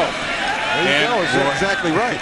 Whaley right on cue, breaking a couple of arm tackles and a solid 6-yard, almost a 7-yard pickup there for, you see what they did last week against Colorado State after only 80 yards versus Eastern Illinois in their opener, but they admit they were pretty bland offensively in that game. Kelly gets hit. And here comes a flag. Was the pass catchable? Another flag rolling in. It's going to be the same thing. The ruling will be interference. And they have to discuss whether this was catchable. Nate Brooks guilty, perhaps, of interference. He says it wasn't catchable. Kelly got hit again after the throw by Ladarius Hamilton. And the officials are talking about that. There's 2 flags down there, though, so apparently 2 guys saw what they thought they saw. Pass interference, defense, number 9. That's a spot foul. Automatic first down. And I think that's a good call. But hey, look at it. What I don't think is it was a good throw or a good decision by Kelly. This is an RPO. He can just hand this ball off. And oh, boy, that's a tough one. Well, here's the problem. The ball was already over his head when he hit him. When he got a hand on him. So that's a tough call. But my point is Kelly needs to just hand the ball off. In these RPOs, he's making the pass decision. Well, you couldn't even see Kelly. That was a dynamite throw that time from the sophomore. How he got that through all that traffic, I'll never know. And the catch made there by Mike Woods. And the timing of the throw was really good. He throws this ball before his receiver makes the break. When you got guys, that's impossible to defend. Great route by Woods and an excellent timing throw from Cole Kelly. 5 penalties on North Texas in this game for 56 yards. And way back is Kyrie Muhammad. Kelly's limping a little bit, Dave. He's limping off to the sideline. I don't know that he's going to come out, but he's got a little hitch in his get-along. He's taken plenty of shots today. Both quarterbacks have. We've had no roughing the quarterback penalties or personal fouls called, and it's nothing like that. It's just been in the run of play. In the meantime, Muhammad, way back at the 32-yard line, is being tended to by the Mean Green trainers, and he is up. And it looks like he'll be able to walk off under his own power, and hopefully that junior from Dallas will be able to return. When we talked to Troy Reffett, the defensive coordinator for North Texas, he said, we want to hit the quarterback all day. That's our thing. We try to get to him early. That's why we blitz. We want to affect him. We want to get in his mind and punish him. And so far, so good in that regard, although Cole Kelly's a tough customer. He'll hang in there. There's Troy right there. Apparently this Mean Green staff likes to work out. And it's interesting, though. He makes his own calls. Signals, I should say. He doesn't have signalers. He likes to have it come directly from him to his guys. Kelly is going to get hit again. Down the middle, nobody there. Incomplete. Here comes another flag.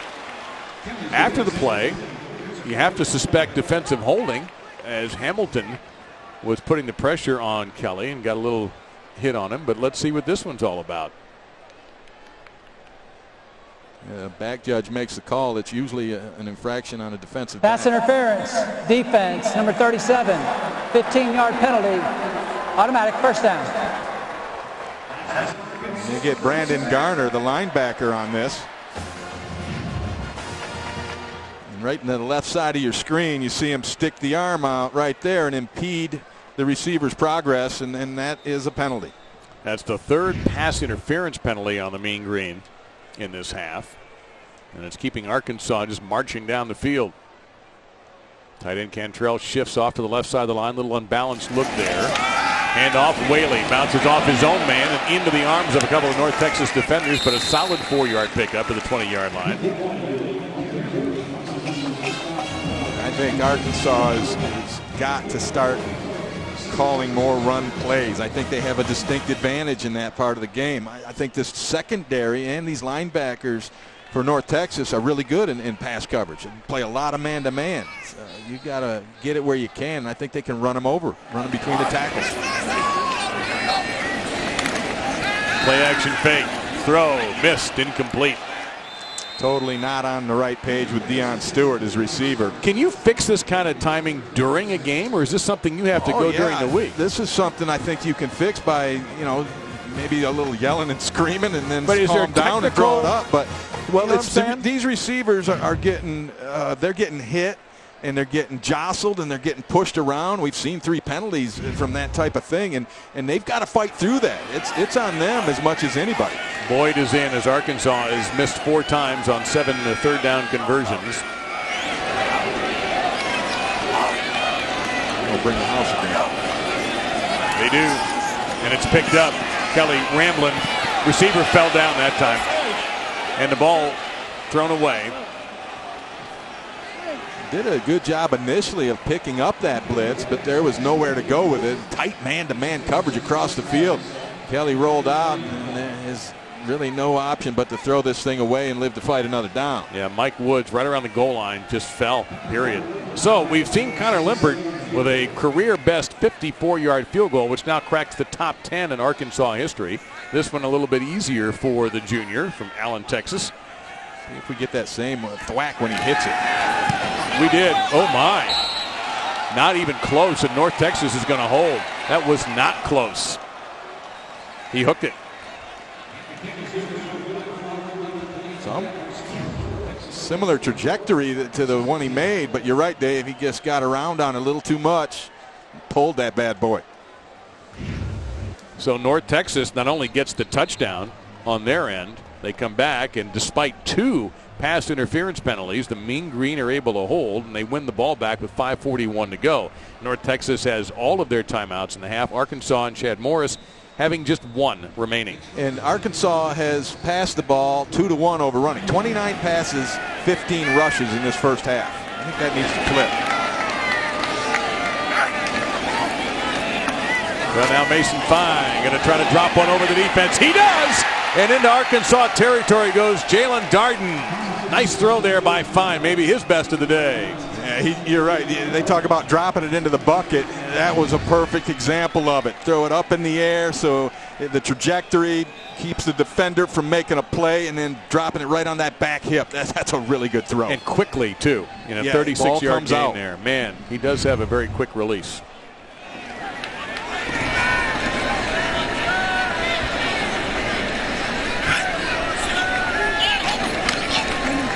Fine again. Fine. That was not going to work. Incomplete. 2nd and 10. Intended receiver there was Guyton. He was pretty well covered. Yeah, that was just a throwaway by Mason Fine. I mean, there was nothing else happening. It was starting to break down, and he just threw it to some open stretch of grass to live to fight another down.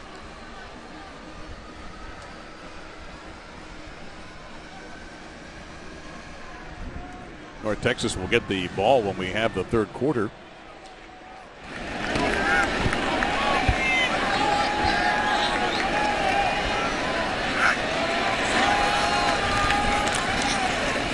Fine, look out here, escapes the sack, and now he's got a couple of options.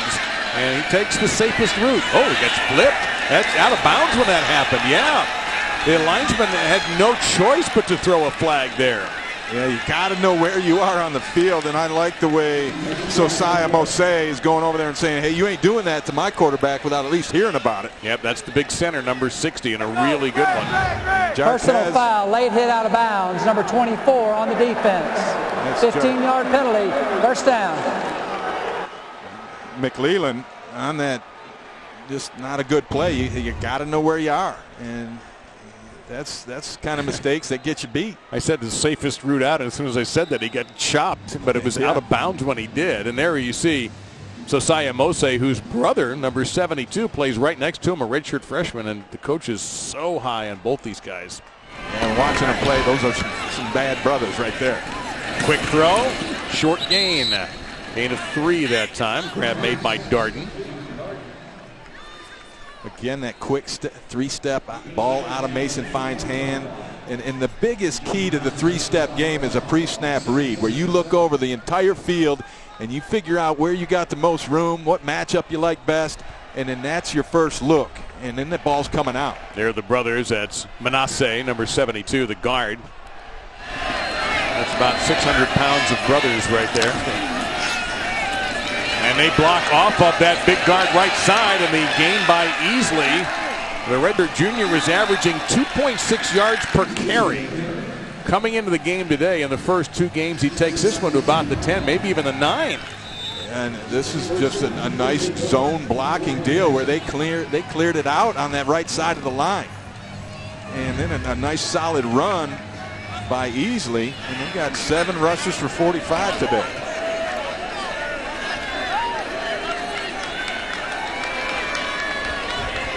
Fine's in no hurry. He understands the clock is his buddy right now.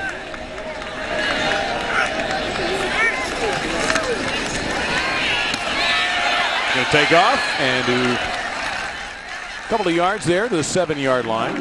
As I'm up here watching it, Dave, I saw the middle open up, and I said, boy, he should just take off. And then what does he do? He takes off. He just does what he's supposed to do. We talked to Graham Harrell.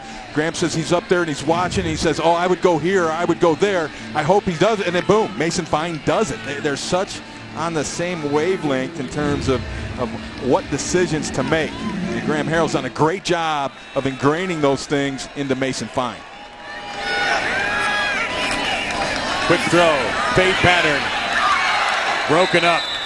McClellan does a nice job one-on-one with Guyton on an island, and he stops the clock with 3:01 to go. 3rd down and goal. Big 3rd down again for the Razorbacks.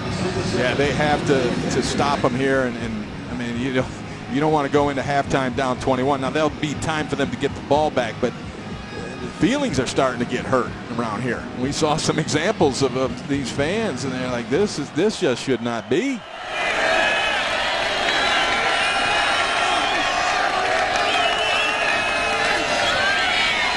All day for Fine. Touchdown, Mean Green. He delivered a dart to Rico Bussey Jr., the junior from Lawton, Oklahoma. 30-10 North Texas.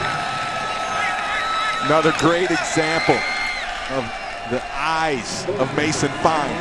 He had time, he looked around, it started to break down, he saw a tight window, zipped it in there, 6 points.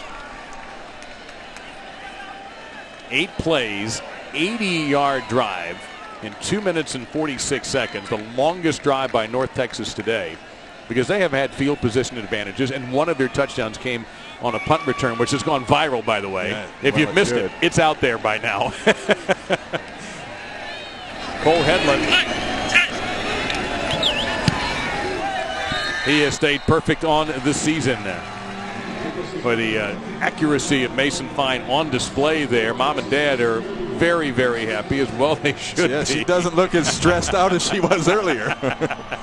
But here you go. He's looking to his left, looking, and then back to the middle, sees that little seam, and then he just gets the ball out so quick. Watch his eyes. He's just examining the field, and then just a quick look back inside. Oh, there it is. Boom.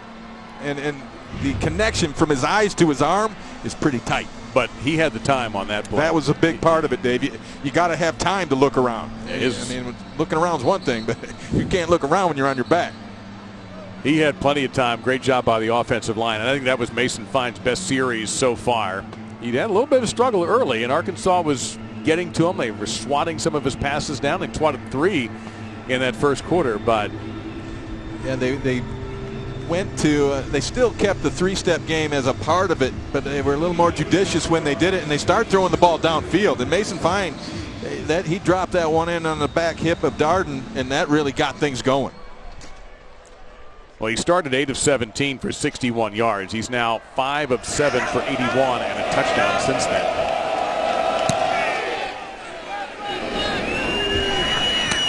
This will be Stewart trying to get wide, and a little bit of room if he can beat one man, but North Texas is, tell you what, their kick return coverage today, and they have a special teams coordinator, Marty Biaggi.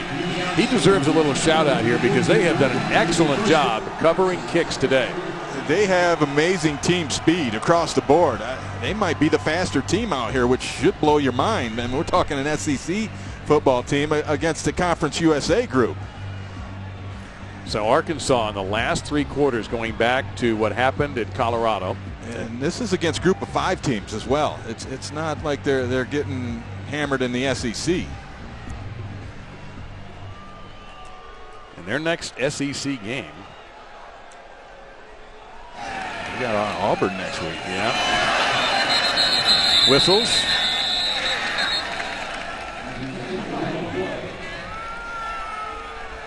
Before the snap, false start, offense, number 18. 5-yard penalty, first down. Now the road getting a little bit tougher for the Razorbacks. Penalty on Jeremy Patton, one of the tight ends. Yeah, they'll go to Auburn next week, and then they have the big game at Jerry Jones Stadium against Texas A&M on September 29th. Now, North Texas has not beaten a Power 5 school since Indiana. You got to go back to last century, and you got to go back to last century since they were 3-0, 1989. Long way to go yet. Kelly in trouble. Incomplete. Ladarius Hamilton, that was an incredible pass rush. He looked like a rolling ball of butcher knives fighting through there. That was just amazing. Watch him from the top side on the left screen. He's got 2 guys. He fights through both of them. He keeps going, and he's going to affect the throw and get a hit on the quarterback in the end zone. That's a heck of an effort right there. And a clean hit on the quarterback in the end zone with the referee standing right there. 2nd and 15.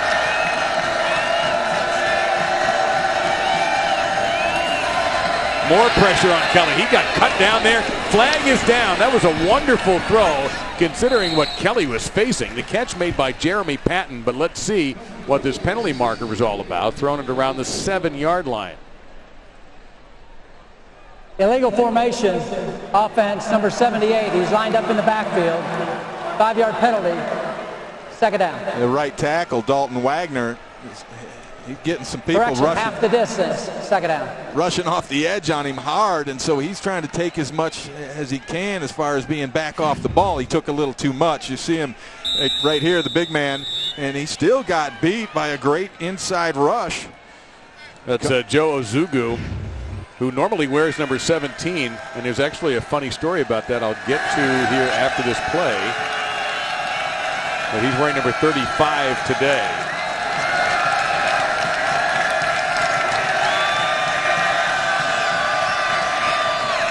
Kelly's got some time now. Goes underneath. Boy, North Texas is just feeling good about life right now.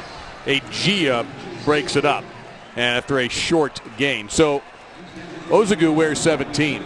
He has not played in a white jersey yet this year. So he tells the equipment guy, get me a small. Yeah, he wants to squeeze into it. First charge timeout. I know how that North is. Texas.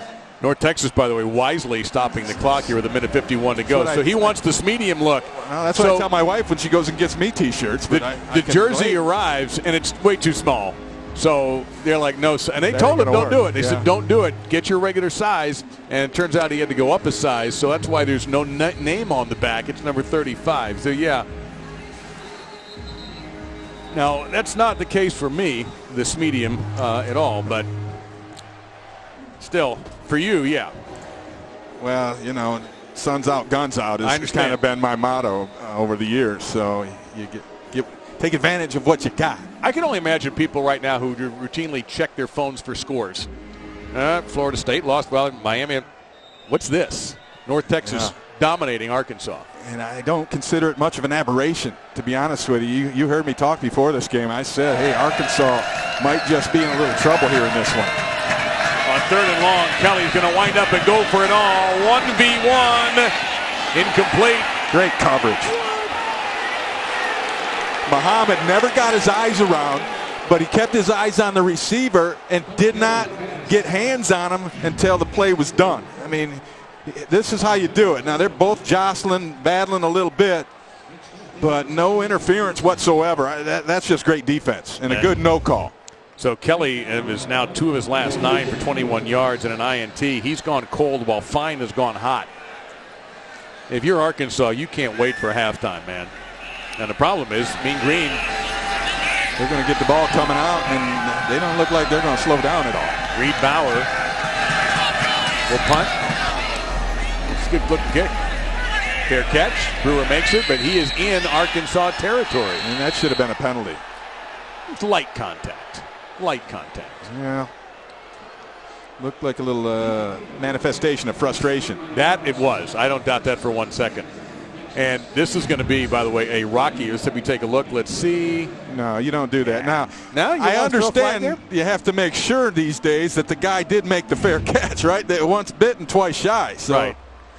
I don't know. You have a very good argument. I'm letting that go. Well, they did too. But so, I'm a guy who, fair enough, in a basketball game would never call a foul. So unless you were taking a shot. Oh, and if I'm playing it, but if I'm announcing it, there are no fouls. I'll tell you what, Mason Fine's got enough time to do some more damage here. He has 2 timeouts as well. Arkansas bringing a lot of pressure. Fine sees it, throws it out of the 41-yard line. Catch by Michael Lawrence. Flag down. Arkansas seems to be celebrating this call. It was another hold. It is. 10-yard penalty, replay, first down. Second one on Murray today. The first one was a dubious call at best. I believe you said the worst holding call you've ever seen. It might have been. Quote. Let's see about this one. That's a hold. There you go. They're even now. By the way, although this drive has been pushed back, this is the 4th time that a drive has begun for the Mean Green in Arkansas territory.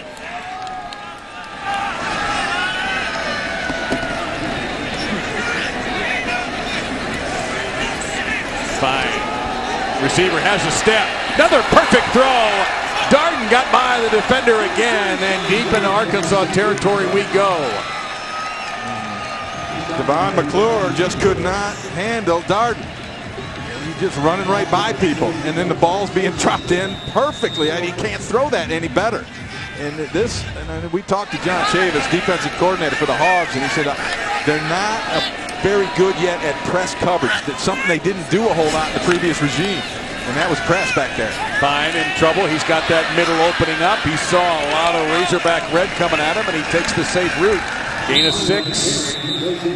Another timeout being called with 47 seconds remaining. So both teams have 1 timeout. I got to tell you, when Arkansas leaves this field, it's going to be ugly in here. I hate to say it, but the fans are pretty unhappy, and I understand why. A lot of them have already voiced their displeasure with their feet. They've left this place.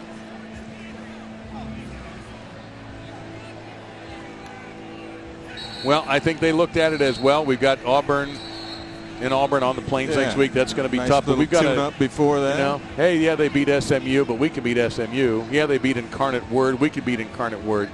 It was interesting what Chad Morris said, as you see the North Texas click right there, about the Colorado State game, and I loved what he said. He said we didn't handle. It wasn't that we couldn't handle adversity, we couldn't handle success. Right. Yeah, well, this is his adversity test right here. We'll find out about adversity now, but they were ahead 27-9, and he said they acted like they had just won the ball game, and there was a lot of time left, and once it gets away from you, it's hard to get it back. In fact, they still haven't gotten it back. No, and Fine just 3 steps, and about 2 blinks later, he gets rid of the ball to Lawrence for a first down inside the 10-yard line. Clock running, 1 timeout again for the Mean Green.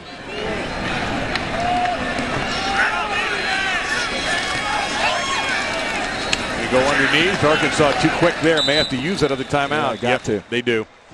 And that time well read defensively by Grant Morgan, among others, for the Razorbacks. 26 seconds to go. Mean Green out of timeouts. Marty Smith and Ryan McGee. Some have said they're a couple of timeouts short of a full Batch, a.k.a. Marty and McGee, the TV show. They'll be on the SEC Network every Thursday at 9 Eastern, 8 Central this week after Texas A&M Arkansas women's soccer. You can never get enough of the M&M boys. I can't get enough of M&Ms. Like everything else, you can see them live on the ESPN app, also from anywhere. Fueled by Gatorade. Those are some funny dudes, man. Yeah, actually, they really are. I enjoy it. Ryan McGee writes for .com, the bottom 10, the 10 worst programs in the country at that moment, and it's hilarious. Now, you got to have a thick skin and a sense of humor in case your school shows up there. But he does a magnificent job with it. It's great entertainment. Mason Fine now was 8 of 17 start. He's hit 8 of his last 10. Yeah, 135 and a score. And he's got him here, second and goal at looks like the 9-yard line. Maybe, yeah, it is the 9-yard line. I don't think that the Razorbacks can play man-to-man against this receiving core, and Mason Fine throwing it into such tight windows. They're going to have to go to zone, and they do now. Fine, and he's going to have to escape. Can he? Throws it away. Does a tremendous job escaping the sack. He did a little Houdini act there. I thought for sure he was going down, but he's able to pull himself out of that trouble. Look, he's looking right, left, and now he's nowhere to go. Got snagged, almost got hit again there, and a good decision by the Arkansas defender not to put a hit on him. Yeah, T.J. Smith had the initial pressure, number 52. Watts, number 90, I believe, came at him and did not hit him. So here you go, 3rd and goal.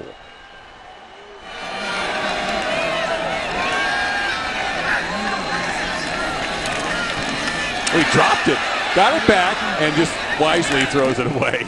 He knew that maybe I can get a field goal out of this. Little wrestling match going on at the 15-yard line. Fine pretty mad at himself for dropping that.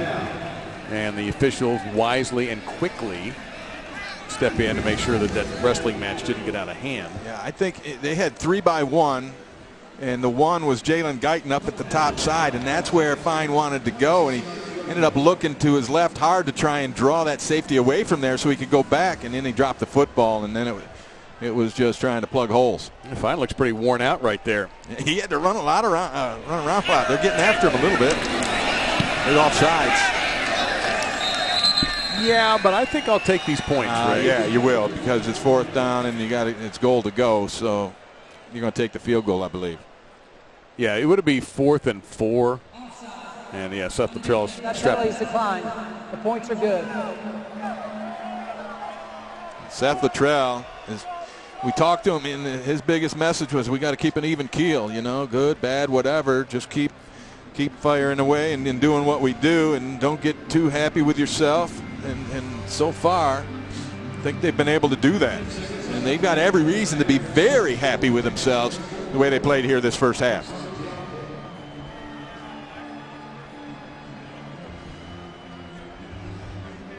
It's interesting talking to Coach Luttrell.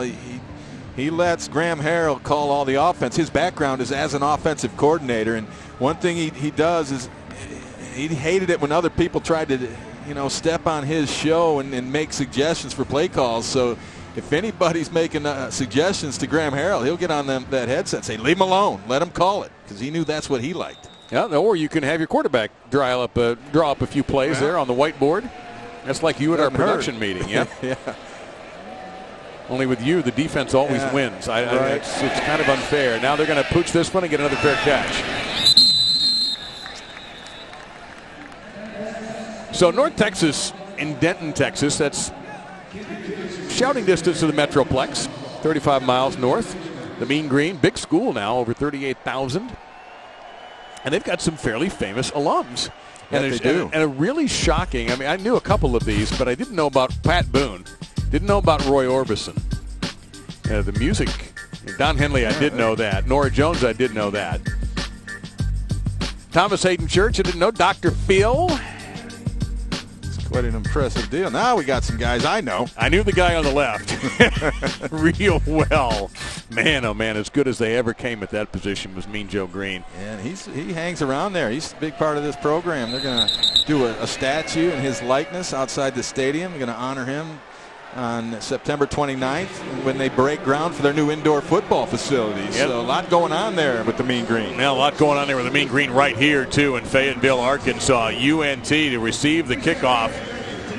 the start of the second half, and Seth Luttrell is holding his emotions in and hydrating. He has to be happy with the way that first half went. Somebody who may not be happy is Chad Morris. He's standing by with Tara Talmadge.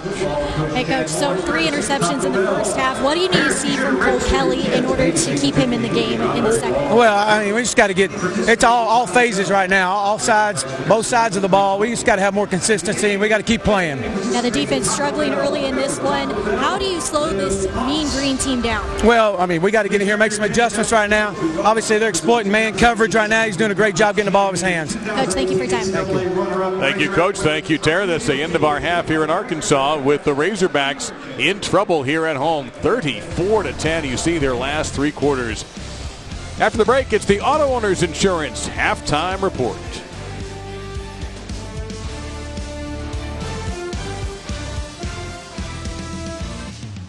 Well, it was a happy scene outside Razorback Stadium in Fayetteville, but it is not a happy one inside. North Texas dominant in this first half, taking advantage of many mistakes made by Arkansas on both sides of the football. You heard Chad Morris going into the dressing room. It's not just the offense and the problems with quarterback and receivers. It's everything. Yeah, it's pretty bad right now, and they have to turn this around and play better in the second half. I mean, they can't be any worse. And let's take a look at some of it. And it starts out with Cole Kelly throwing a pick early on, and I think a lot of that is on his receivers, and he gets a ball tipped right into the hands of a UNT defender and throws another one that's ill-advised. And then this one that caught everybody sleeping a little bit was there was no fair catch signal. There was no whistle blown. But the Hogs stopped playing. And we talked to some folks up here. They had seen that on film where they kind of choked down their coverage in fair catch situations.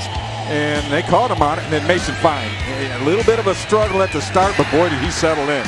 Ran one in, threw a couple in. He's been very good, and you look at his numbers, and it's quite a disparity between the two. And especially the turnovers. Fine has not turned the ball over yet. Kelly has turned the ball over 3 times. You know, and speaking with the replay officials, Ray, they were looking only for the fair catch signal when they stopped the action before calling it a touchdown. And additionally, we found out that the officiating crew, Matt Leffler's crew, was tipped off by the North Texas coaching staff. Hey, we got this. Do that. Yeah. So be ready for us to do that. North Texas will get the football to start this third quarter. They'll get it at the 25. Let's check in with Tara Talmadge. Well, guys, I spoke with Coach Luttrell after the half. He said that overall he's pretty happy with how his team is performing. He says defensively they've done well, but offensively they have to pick things up and keep it going in the second half because in previous games they haven't started things off in the second like they want to, and they definitely don't want to lose this lead today.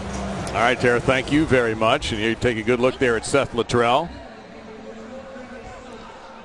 And you won't see his expression change a whole lot. He tries to keep it bottled inside, but he got a little fired up talking to us last night, and I love the way he's built this program. And a lot of guys with chips on their shoulder, and that's something that they rally around together. You know, it's maybe they've spent their entire life, and the best example of it is Mason Fine, of proving people wrong, the naysayers. Oh, yeah, really, I can't do that? Just watch. We're kicking it again. Arkansas got hit with a penalty, and the decision from the North Texas sideline is to let's do this one more time and see if we can get better field position. Well, it's a great decision. Nobody wants to cover kicks back-to-back, and so what you try to do is maybe spring a big one because the fatigue factor might be an issue here with the coverage team. And you're going to catch the ball, you would think, in a better spot. So good decision, I think. Make them kick it again. Yeah, they would have been at the 25-yard line. So you come out of the dressing room, you say everything you have to say if you're Chad Morris, and you get a penalty and a kickoff. Yeah, not a good sign. And you have to do it again. This is a shorty. Fair catch signal made at the 18-yard line by Anthony Weiss, so that'll be out to the 25-yard line. So really all they did was get one more rep for the kick team. Yep. I thought he might have considered running that one out myself, but might have had a signal from the sideline also to go ahead and and if you see a high ball that's short, they probably have a built-in rule where we're going to fair catch those, especially since we get it at the 25 now.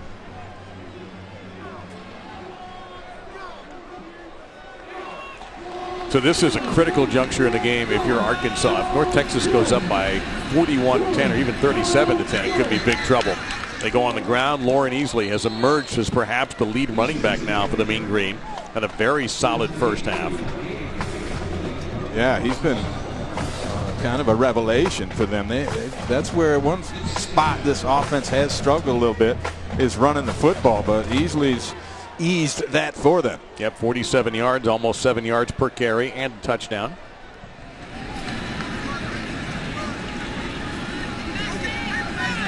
Fine. There's another good throw, another broken tackle. Jalen Darden, and that'll be a first down for the Mean Green at the Arkansas 36-yard line. Harrison there on the stop, gain of 8. We've been pumping up Mason Fine and talking about his many virtues, but I got to tell you, he's got a great receiving corps. These guys can make plays. 4 of 5 returned from last year, and they are getting open, and then they're breaking tackles after they're open, and they're catching the football. And the passes are being delivered in a timely manner. There's a flag down on the other end of the field by the North Texas sideline. Lawrence with a grab. If it holds up. An eligible player downfield on the offense, number 1. The player was covered up and went downfield on a forward pass. That's a 5-yard penalty, first down. Yeah, basically it's a formation malfunction where by covered up, he's an inside receiver on the line, but there's an outside guy also on the line, which would force him to be or make him ineligible, and they're explaining that to Coach Luttrell right now. Maybe not to his satisfaction. I doubt that. And those receivers will point back or forward and to indicate to the official, hey, I'm on or I'm off. Well, Easley was fumbling around with that ball, and he didn't get a chance when Devon McClure came over and just let him have it. Second down and 15. Well, I tell you, this is a pretty quick pass, right? And that's hard to catch, but he took his eyes off it, and then McClure was right where he needed to be and made the sure open tackle. I still like to see a guy wrap up. I just don't like the shoulder tackles. Just throw a shoulder in there and think he did it.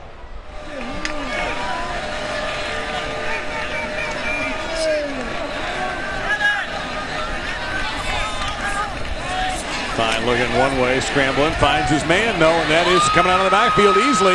Made 1 miss, made 2 miss, and gets to midfield before he's brought down by Cameron Curl.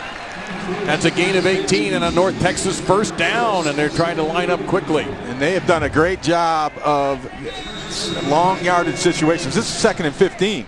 You know, you're behind the chains, and yet they're able to make a play because of Mason Fine's vision, just great vision. He can see so much and then make an athletic throw. It's a heck of a catch, too, by Easley.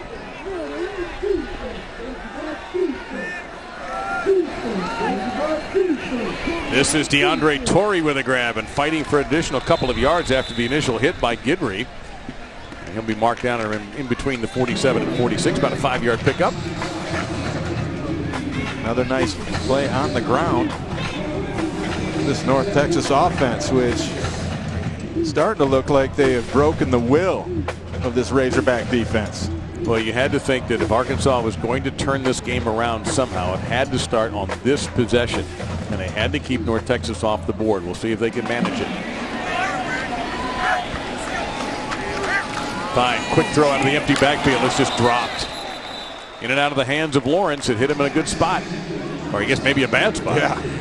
I love the scheme here, though. They fly the back out of the backfield to the wide side, and that defense adjusts towards that, and then he throws it back to the other side on a quick out, and he throws a dime, and it's on perfect time, and his receiver let him down. But the scheme and the marrying of the talents of these players is just a beautiful marriage. Similar to my own.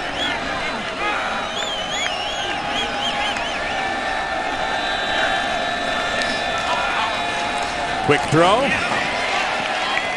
That has Brady to Welker written all over it. That's what that looked like. I had to kind of laugh because he just fires it out there so quick, so decisive, and on target perfectly. See how he looked right real quick? He knew the whole time where he was going, but that's that little look the other way is going to stop and freeze defenders and create seams. And I said before the game in our meeting, he reminds me of Russell Wilson, and that was as good evidence as I can present. Yeah, fine.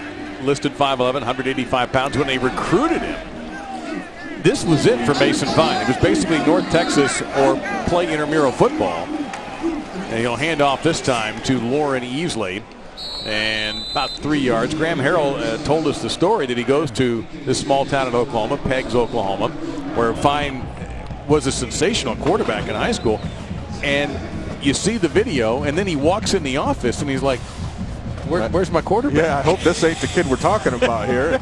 Sure enough, it was Mason Fine, about 5'10", 150 pounds at the time. But hey, they were both desperate. Seth Luttrell took over the team that was 1-11. And he went back and looked at every game and every play Mason Fine played. Oh. We have a flag down at the 39-yard line. That pass incomplete on a rope from Fine. Didn't miss by much. Let's see what this one's all about. Personal foul. Hands to the face. Defense. Number 71. Number 10. Correction. 15-yard penalty. First down. They had a hands to the face penalty in the Colorado State game that was devastating to them. And this one's not helping either. Randy Ramsey, who missed the first couple of games injured out of Fort Lauderdale, Florida, Dillard High School. Let's see. Oh, yeah. Oh, yeah. Yeah. That's pretty much textbook. And Jordan Murray's got to be happy. He's had penalties called on him. Now there's one on the guy working on him, so it evens out a little bit.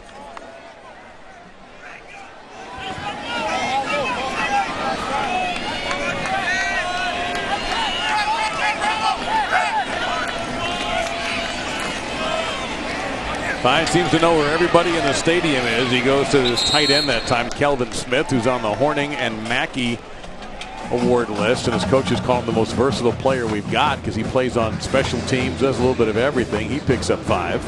And that was basically a check down. His big tight end Smith was blocking and pass blocking initially and then let his man go and flare it outside. And you're right, Dave. Mason Fine knew exactly where he was. There was nothing else happening. And he zips it out to him, and they get a nice little gain.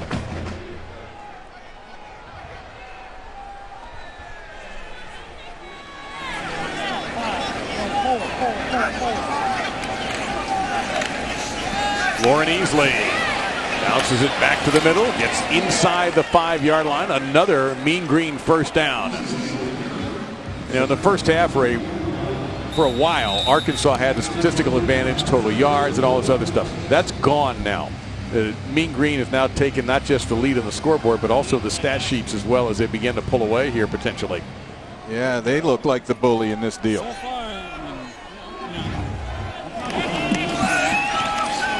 Easley again. That's a big hit by Guidry, number 7.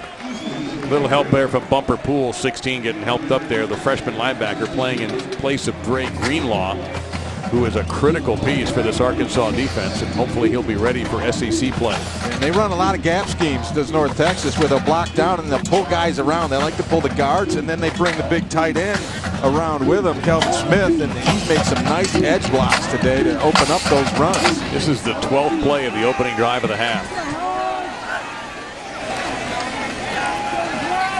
Fine. Touchdown. No, dropped. Oh, in the hands of Guyton. That was 6 points. Wow. Guyton came open quickly, but Mason Fine had looked to the other side, to his left, and then nothing was there. And as he came back, he found Guyton. See, Guyton just pops open easy right away. Fine's looking all over. He scanned the entire field twice there and then threw a strike. And his receiver wasn't able to bring it in. He's had a couple of drop passes on this drive, and it has not stopped North Texas. 3rd and goal.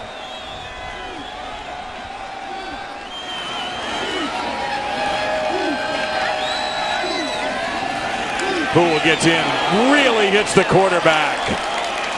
Incomplete. Bumper Poole unabated to the quarterback, and Fine got up. And he's clapping. He's saying, "I'm all right. I can take another one. Go ahead." He's like Rocky right now. Watch this hit, though. That's how you do it. You know, you got to give Bumper Poole credit. The true freshman filling in for Dre Greenlaw the last 2 weeks as the starter here, and he's played well. And he's going to be a good one as it goes. And I tell you what, Darden wanted a holding call, and he might have had a legitimate beef. So a 20-yard field goal coming up here for Cole Headland. And he hasn't missed a kick all season. So North Texas has not even allowed Arkansas to have the ball yet on 15-play drive. A little bloody nose there.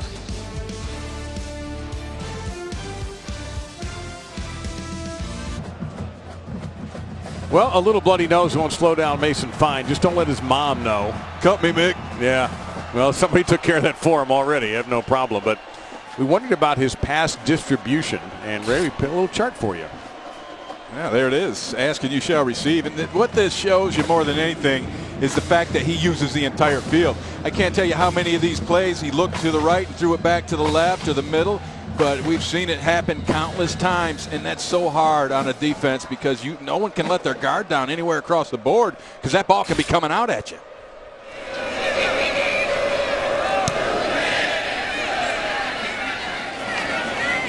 That'll be a touchback. Arkansas ball, 25-yard line. Well, let's see who the quarterback's going to be here. It's Cole Kelly. And if they're going to ride with Cole Kelly, or if they're going to give Ty Story a chance, which they've done the previous two games. In fact, Story started last week, and Kelly finished up and played the second half. Oh, and I don't like this. Fans are booing. Those who are left, anyway. There is Story. Kelly had 4 starts last year, and now they're resetting the hash and making sure the clock is properly squared away. And the idea was he was going to be his game to lead Arkansas. It has been a difficult one for him and for the Razorbacks as a team. And you can't put it all on Cole Kelly. I mean, Chad Morris said it. We're breaking down on every spot. Catch made there and taken out to the 35-yard line by T.J. Hammonds. And that'll be a first down, should be, for Arkansas. Stop made by Nate Brooks. And it is. And I think they should do some serious tempo. They have what they call the red ball tempo. And that's where they have one-word play calls, and they try to get a defense on their heels as they're going to stop right now and take a look at Ladarius Hamilton, who's laying on the turf. But you got to do something to kind of get this offense out of their malaise, because that's what it looks like. We're going to step aside while Hamilton is tended to.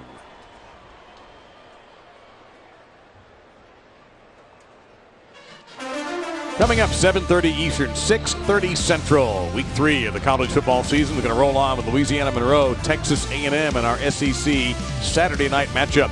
You can always watch it streaming live on the ESPN app from anywhere. I'm suspecting that it's halftime of that game. They'll have a replay of that punt return by Keegan Brewer that fooled everybody in the stadium. How many punt returns have you seen that were touchdowns that went back to replay to see if it was a fair catch signal, which there was not? Not many. I've seen some controversy regarding fair catches, but none there. Unbalanced line. Kelly with a handoff to Chase Hayden, and Hayden with a solid 5 yards. I like the scheme. I like the call. Running the football. They overload the left side. The defense adjusts. So you can hit them back where they just left from. You get a nice little push, and you're ahead of the chains here at 2nd and 5. Takes a little pressure off the quarterback, who's limping around. He has taken a few shots. Both these quarterbacks have been hit, and hit often and hit hard. His right foot is not comfortable. He's putting a lot of weight on his heel. He can't really even back up. It's off a good throw there, and into mean green territory goes Jared Cornelius. How could that be affecting his throwing? And you see now he's squashed down trying to get comfortable. They might take him out of here. He can't put the weight on it. You see he's trying to stretch out that right leg. And it looks like a calf cramp from my personal history. But it's not right, regardless of what the issue is. He almost stumbled and fell before he threw that last pass. Hand it off. No, a flea flicker. He's going to get hit here. The flea flicker is underthrown. Taylor Robinson with the interception. Robinson will get to the 35, to the 40. There's a mean green player down at the 42-yard line, and I thought it looked very serious there for the moment for Brandon Garner. That's the 4th interception thrown by Cole Kelly. Yeah, and his leg ain't right, and he shouldn't have been out there at number 1 and number 2.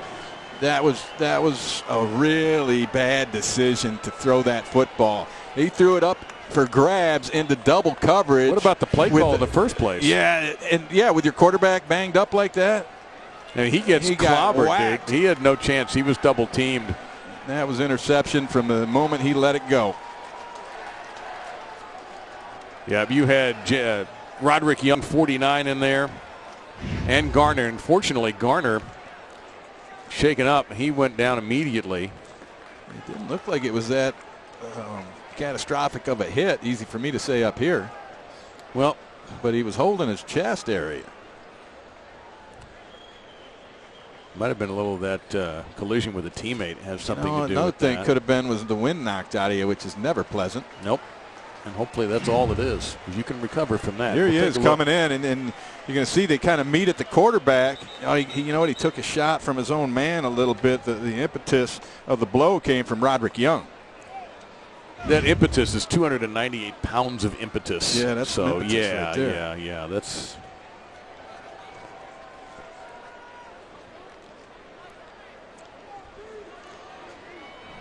And here is Connor Noland. You know, his name has come up as somebody to watch for here at Arkansas, and he may get this opportunity. Why not?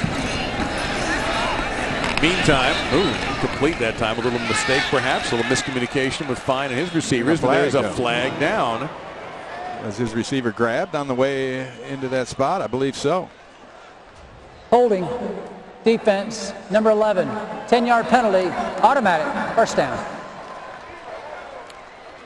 They got Ryan Pulley on that one. Now, Nolan does not have any stats. No, has yet to play, and they said they wanted to get him in, but it just never worked out. It manifested an opportunity for them to do that. Well, I don't know that you'll find a better one than this right here as far as getting somebody in there and seeing what they can do. Because what's going on now is not working. Now 4 interceptions by Kelly. Fine's going to keep chucking. And he's going to duck here, though. He had to go down. He didn't get a chance that time. Watts. Third game in a row, Watts makes a sack. And he did so with a really nice pass rush. And that's the first sack for Arkansas today. Big loss back to the 45-yard line. And you talk about protecting your quarterback. There's one out there with a bad leg, Kelly. There's another one out there with a bloody nose. And that's fine. Fine with you, maybe. Not with him and not with his mom in the stands. I can promise you that. They're going to go to the ground this time. And usually he's had a terrific game. He's not going to get very much this time as Arkansas fights back defensively. And again, Watts is in there, number 90. He brought T.J. Smith with him, number 52. Yeah, and this is where you get a real good gauge on the commitment level of your guys. You're getting drubbed a little bit. And how hard are they going to play in those situations? Is there any give up in anybody? And shame on you if there is, and certainly isn't any in Armon Watts. Pretty obvious what's going to be happening here when Arkansas gets the football back. See a new quarterback.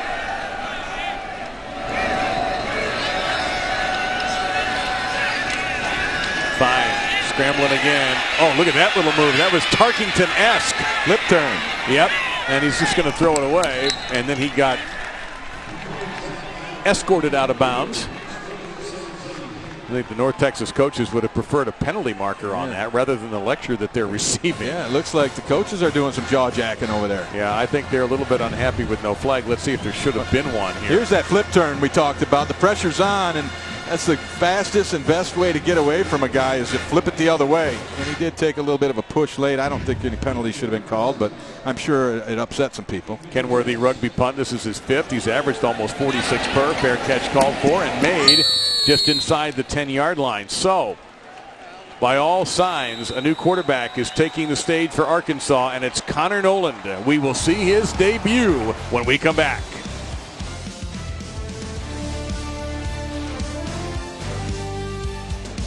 Texas A&M, Ole Miss, Missouri, Kentucky, Penn State, UCLA, North Carolina, and Memphis. They all have one thing in common. They didn't get this guy as their quarterback. Connor Noland chose Arkansas, and you can hear the crowd enjoying the beginning of his Arkansas career. And he chose Arkansas back in 2016. He's from nearby Greenwood and grew up a big fan, and this is where he wanted to go, and now he's going to get his chance. He's also a member of the baseball team. The pro-style passer, they say. 4-star prospect by ESPN.com. He'll start with a roll to the right. And he'll keep it and get out of bounds. A short gain there, but even that got the faithful on their feet here. Yeah. The most popular guy in town is always the backup quarterback. But he's not. He didn't start the day as the backup quarterback. No, he didn't. The other, pardon me for this, because you know what I'm about to say. The other story is what happens with Ty Story. I'm fine that you said that. Yeah, I couldn't help it. 2nd down and 6.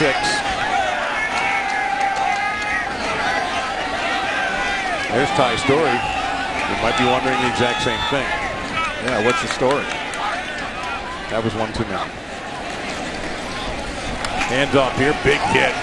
Well, that's a 2-point takedown that time. What a hit. That's Gia, who has been terrific for North Texas defensively today. That kid is a really good linebacker. I see him as a next-level guy, 5th-year senior. He's got the NFL size at 6'3", 231. He can run like the wind. He comes up and makes big hits like that. I'd be surprised if that kid's on a NFL roster next year.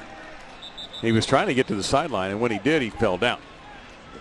I'll tell you one thing they've done today, and then Devil Whaley has not carried the ball but 9 times. He only has 12 yards. They have really targeted him. Here we see he's grabbing his hamstring a little and trying to limp off the field, and didn't want to have to burn a timeout. Finally said, that's enough. I can only go so far. In fact, the sidelines tell him, just go down.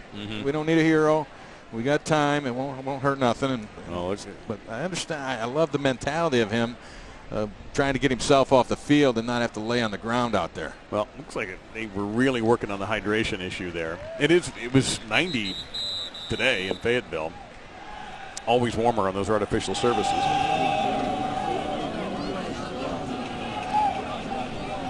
Well, first 3rd down challenge for Connor Nolan.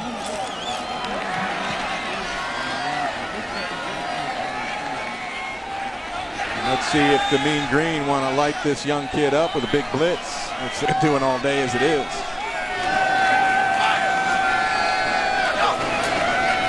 And they don't. They're going to chase him into the end zone. He has to get out to avoid the safety. He's got room here, though, for a 1st down. He'll have that, and he'll slide for the 1st down to the 27-yard line. Connor Nolan keeps the drive alive and thrills the faithful still here at Razorback Stadium. He's got some good movement, no question about it. He's good feel in the pocket. Didn't make a mistake trying to throw a ball when it wasn't there. Scrambled around, got himself loose, and moved the chains.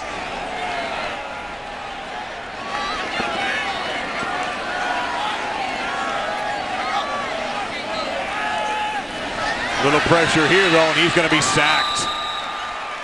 Brandon Garner, who was shaken up earlier, shakes up Nolan there for a loss of 6. It'll be 2nd down and 16 coming up. And you know you have a veteran team when you watch him. He's going to come around and loop around the bottom edge, but he's going to try to rip the ball out once he gets around there. There's the loop, and then there's the rip attempt. And that's a veteran move right there. A lot of guys would be happy just to get a sack.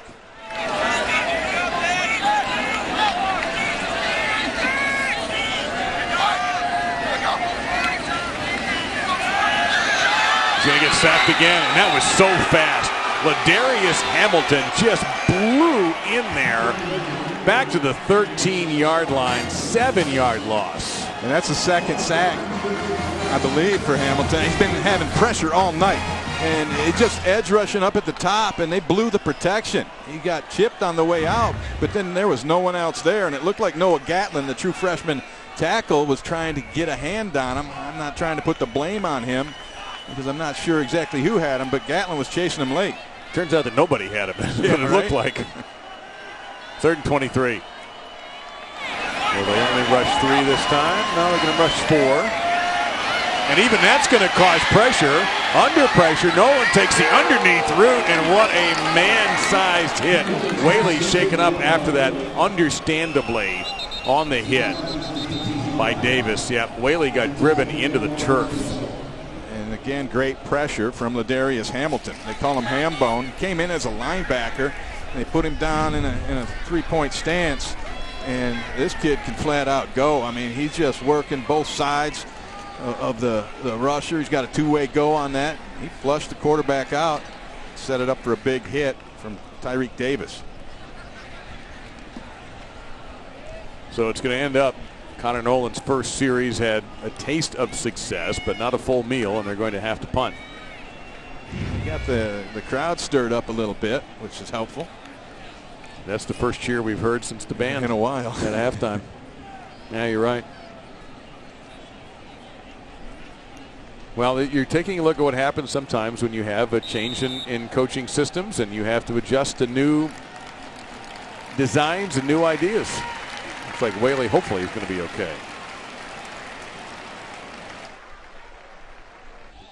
Monday at 7 p.m. Eastern, 6 Central. It's Thinking Out Loud with Greg McElroy and Marcus Spears. They'll talk football and want to hear from you via social media throughout the show. It's also available streaming live on the ESPN app. With Ray Bentley, Tara Talmadge, and our ESPN crew, Dave Lamont. And it's been a rough day for the Razorbacks here against this feisty, mean, green team from North Texas. They've led all the way in this one.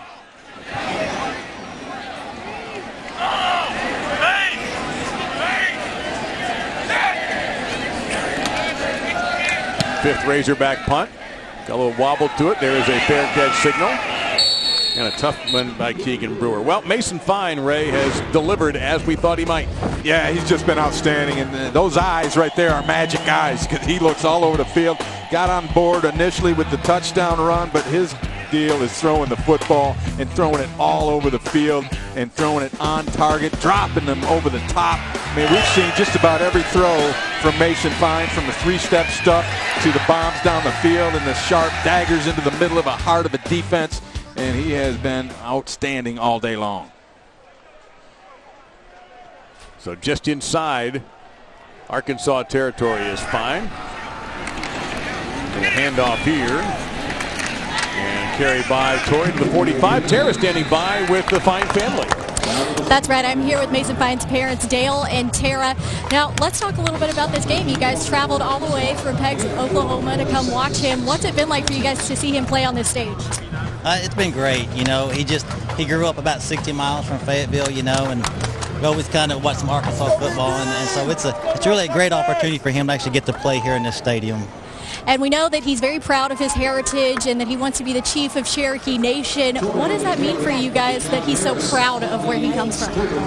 Yeah, I mean, we're extremely proud. You know, after his football career gets done with, you know, he's talked about coaching, you know, but also he talked about, you know, going into politics and then maybe helping the Cherokee Nation, maybe one day running for chief, one day, you know, down the road. And just because he just wants to give back. So we're really proud of him for that. Well, guys, thank you so much for your time. Enjoy the rest of the game. Thank you. Tara, thank you. And very nice of you not to mention their son has a bloody nose, too. They don't need to know that. I'm sure mom is aware of something's going on. Of course they do. Others know everything. Right. Fourth down coming up. A little bit of a misconnection that time. Yeah, a rare drop by Rico Bussey Jr. I mean, the ball was right there in his hands, and Bussey looked at his hands, his traitorous hands afterwards, like, what did you just do to me?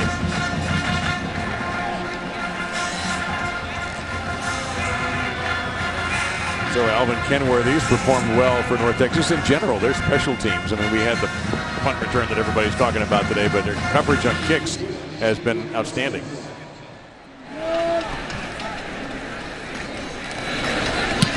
Got a lot of spin on this one. A lot of height, too.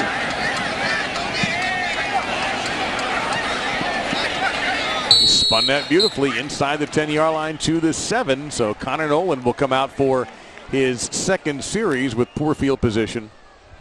Actually didn't have great field position the first time he came out as well. No, been backed up a little bit, which will change your play calling. I'd like to see him get him out to midfield and open it up and see what Nolan has in terms of an arm. We've really only seen one throw, several drop backs. We've seen him scramble a couple of times. Well, saw him got sacked twice too. So, you know, right. We don't know what those plays were going to turn out to be. So there's always excitement when you have a highly touted young quarterback getting his first opportunity, and these fans have appreciated it thus far, at least those that are still here.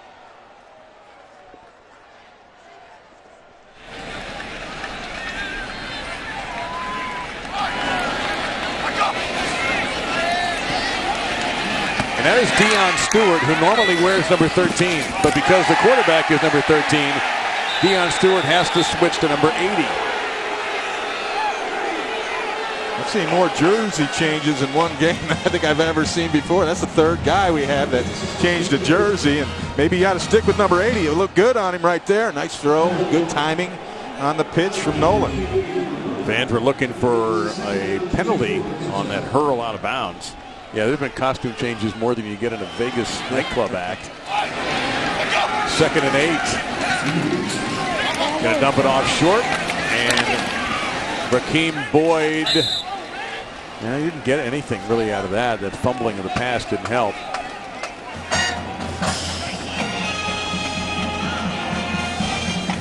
Might have even lost a foot or two. So 3rd down and 3 coming up. Chad Morris working that gum over on the sidelines, and you know we spoke to him, and he understands it's going to take a while to put his imprint on this program and get the mindset and the culture where he needs it. And they're going to take some lumps in the interim until he does get it going, but I believe he will. You're right about what he's thinking, but you got to explain that to your base. Well, that's another matter. Nolan avoiding a sack, but can't completely avoid everybody. That's the end of the 3rd quarter. Once again, E.J. Agia with another tackle, and Arkansas will start the 4th quarter down by 27 points at home to North Texas from Conference USA.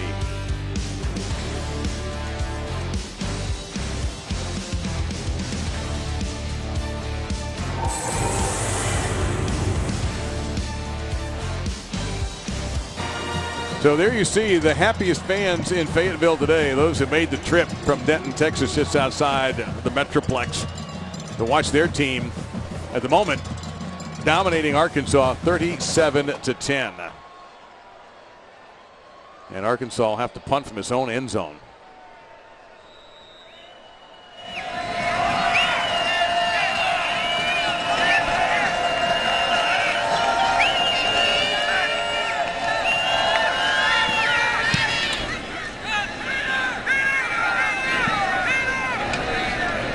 Punt will bounce its way out of bounds, so let's go around the Southeastern Conference.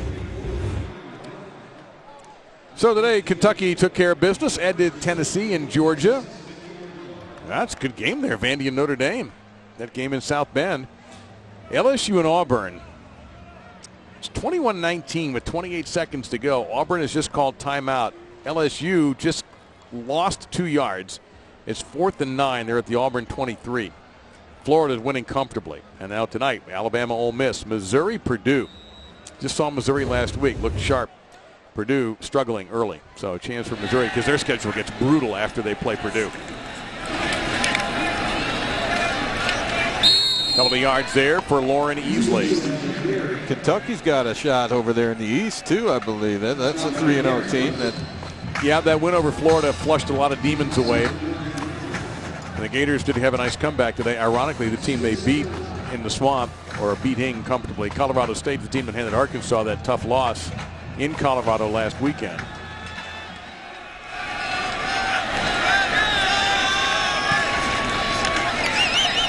Fine with another dart. And a good tackle on Bussey, keeping him from getting the first down. It'll be 3rd down and about 2.5, maybe 3. Yeah, Florida, Tennessee, I believe, next week in Knoxville. Interesting, because those are 2 programs that are trying to get back to what they were.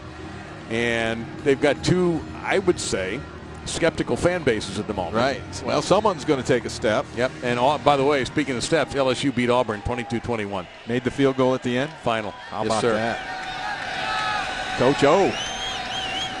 So they're in the top 10 now. Right, got the Tigers rolling. They beat 2 really good teams in Miami and now the win over Auburn. We haven't seen a swat of a Mason Fine pass in quite a while. That's the 4th of the day where the 5'11 quarterback had a tough time with a big lineman from Arkansas. So North Texas will send out their punting unit. And I got to give Graham Harrell credit for that because it was an issue early on, Dave. You said it 3 times in the 1st quarter. And they changed their rhythm a little bit and started throwing wider so that those guys that with the hands up aren't as involved, and they threw it down the field. So a nice adjustment, and it paid off for them.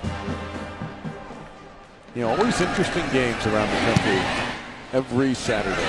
Just never know. You think you do, but you don't. Connor Noland will get another series with this Arkansas football team when we return.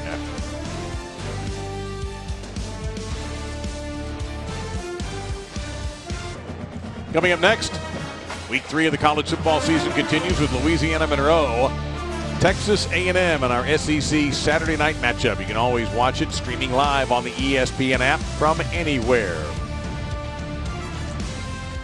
Hurry home and get me a nice seat and a beverage and watch that bad boy. Well, we're looking at a 4-star prospect. Connor Noland spent time in the ESPN 300. He was a top 3 player by everybody in the state of Arkansas. In fact, ESPN had him the number 2 player in Arkansas and the number 14 pocket passer. He committed in 2016, Dave, their first commit for this 2018 class. Going to fire it here. Going to get a completion and very close to the first down goes Grayson Gunter. Looks like he does have it. Gain of 11. Impressive arm strength. I mean, that's from one hash all the way to the sideline on the other. And with good timing. And, you know, the other thing you have to understand, Nolan didn't take a whole lot of snaps in preparation for this ball game. No. He's not even listed on their depth chart. He's the number 4. Dalton Hyatt is the other quarterback. And if they decide to roll with him, that's fine. If not, he won't have to burn a year because of the new redshirt rule. He can play up to 4 games.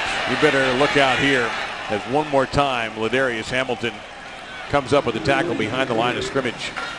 Yeah, I think we need to explain that, I guess, Ray, to our audience one more time, that you have 4 games now before your red shirt gets burned. And so we've heard coaches talk about there's instances where they're going to give an opportunity for a player in certain situations. And if they like what they see, he'll play more. And if not, okay, if he's not ready, we'll pull him back. I think it's a great rule. It'll help at the end of the year when your roster gets depleted a little bit and you don't have to burn a whole year for a guy to get through a couple of games. Look out here. Here comes Hamilton. And he had Hamilton on one side and number 52 in there on the other side for North Texas. Yep. And this is the old bookends meet at the quarterback. And here's the thing, they're rushing 3 guys and really only 2 because the nose tackle kind of just bumped chest with the center and didn't really put any pressure on it. And you've got to be able to protect those edges. Well, that penalty's declined. 3rd down. Yeah, the formation penalty obviously declined. So it's 3rd down and pretty long here. They need 21 to go. Seth Luttrell has removed the headset and the shades. But not the scowl. No. He might smile when it's over. It's possible. No, headset's going to go back. He's smiling on the inside. I can tell you that right now. This is a huge win for his program. Yes, when you can come in and beat an SEC team in their building. And beat them. I mean, they smoked them. Nolan, everything he's got in this throw, it's going to be too much for everybody. It'll be 4th down and long coming up. Another penalty marker is down on the field.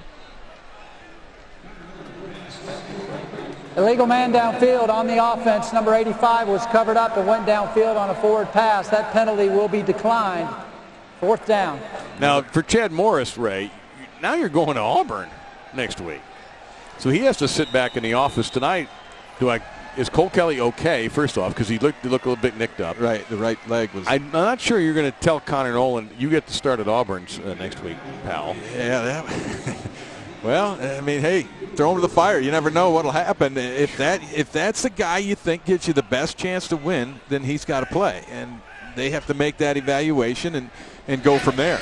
Or, to our conversation a minute ago, is we're going to let this punt roll, actually check up, and go out of bounds at the North Texas sideline. Or is this one of his 4 games? Let's see what he does, and maybe he's not quite ready yet. It's an interesting decision for Chad Morris to have to make.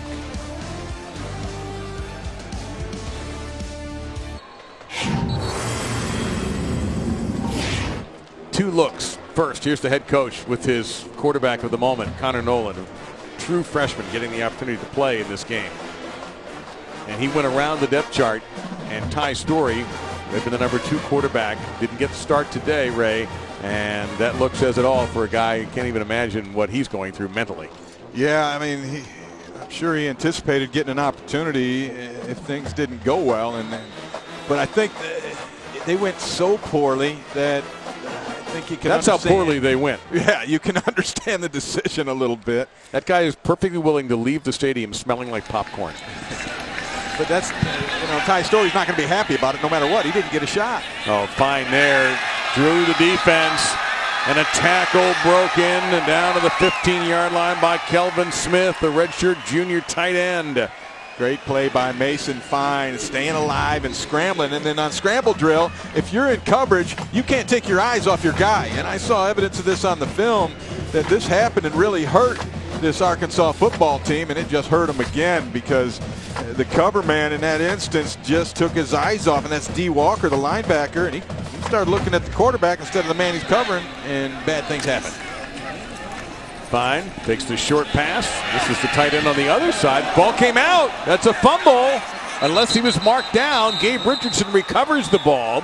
Smith fumbled it, and the ruling on the field is a fumble recovery for the Razorbacks. Yeah, the beanbag came out. That indicates fumble, and I think it was. Well, I'm sure we'll take another look at it, but here we go. First turnover. Yep, that's a helmet on the football. Comes loose. And Johnny on the spot is Harris to make the recovery. Callaway with the force on it. I take that back. That's Curl that made the hit. So finally, Arkansas gets a little bit of a break. Takes the ball away. Check this out. There are 3 number 9s for Arkansas at quarterback. This is John Stephen Jones. Okay, give them all a try. So you are seeing the redshirt rule in action today.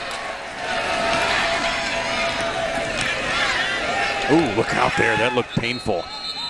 That was Chase Hayden who got bent. I hope he's okay.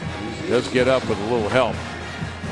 I don't know if I've ever seen anything like this where this is the 5th string quarterback, brother. Right, where you go, you skip number 2 on your depth chart, and you go down and you throw a couple of guys in that I'm sure you like, and you brought them here for a reason, and now you're going to give them a chance to show you something.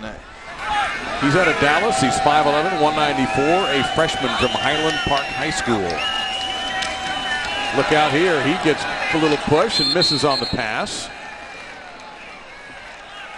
Had immediate pressure and had to throw that one tick before he wanted to. And in fact, Hayden wasn't even looking for it when he let it go. That's the guy who started it all, Cole Kelly. 4 interceptions today. 2 of them egregious in my mind. That last one on the pitch back play, that was just a ball that shouldn't have been thrown. I doubt he should have been in there at that point. He was limping around. His right leg wasn't functioning properly. He almost fell down throwing a pass on the previous play. And a flea flicker was called, and that was his 4th and final interception. Jones now going to scramble, and he's going to be in a little bit of trouble. He's going to tuck, and he's going to take off, going to play off of a block, and go down the sideline and keep going. Look out there. And the flag comes in from way back. Back at the 25-yard line. That's a 31-yard gain if it holds up. Well, he's having fun anyway. That was a nice little scramble, nice little run. But I think it's coming back.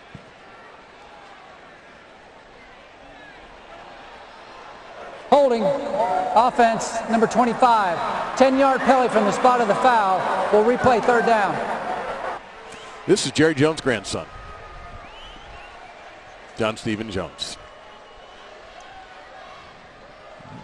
Correction, the number was 18 on the hold.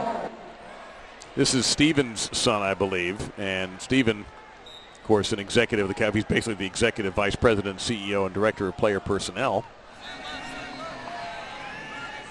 So this is a true Arkansas bloodline right here. But I imagine for Jerry, regardless of the score, this moment, pretty exciting. This is a great moment. My grandson out there. You betcha. Fires it. Ooh, look out there. That's going to get your receiver hurt, and it did. Nate Brooks was coming with serious intent. They have been playing that way, North Texas, since they got off the bus. To their everlasting credit, they have seized this opportunity. And Dave, they played that way on film. I mean, I watched them fly around, and I'm like, wow, wait a minute, what's going on here? And but the competition level hadn't been something that knocked you back. Playing SMU and then Incarnate Word, but we figured they'd get a true taste of how they really are this week. Boy, they're pretty good. Well, take a look at their schedule looking ahead here. They go to Liberty in Virginia next weekend, and then they begin conference play in Denton against Louisiana Tech. So for Conference USA, North Texas has made it loud and clear they intend to contend one more time for a Conference USA title.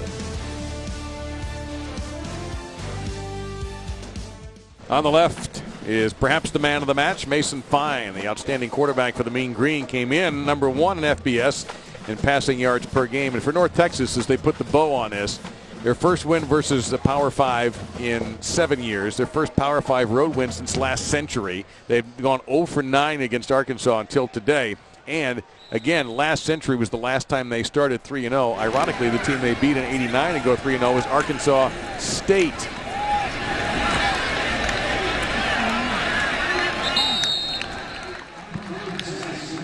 And they are the favorites, and if they aren't the favorites to win the West in Conference USA, they better be, or else that conference is really loaded this year.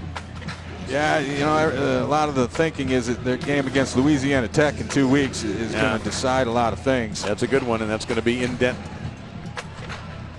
at Apogee. And they also have to go to UAB coming up in late October, and that's going to be a battle. On the ground, this is Deandre Torrey, gets into Razorbacks territory to the 47-yard line with 8:40 to go and counting. North Texas up by 27, and they were picked #1 with Louisiana Tech right on their tail. Right, UAB right behind them. But, man, how about your Mean Green for your Group of 5 New Year's 6 day representative if they run the table here? And Boise lost today. They were the darlings of everybody. Yeah, they were, and they could stay out. You got to go undefeated to have any kind of real impact. Yeah, you're right. It may come, Florida Atlantic, some people thought, but, the Oklahoma game, I think Oklahoma's just way too good for them. That's a good one. Keep an eye on them. Don't sleep on the Mean Green. They got it going on. Well, they don't on this particular possession. It'll be 4th down. They continue just to throw it as if this game was 17-10, not 37-10. Right, and that's just, they stick to what they do. And you don't let the circumstances necessarily dictate who you are. You are who you are, and that's who you should be. And so that's what they do, and they'll take what the defense is giving them. And with Mason Fine, they've been giving them a lot.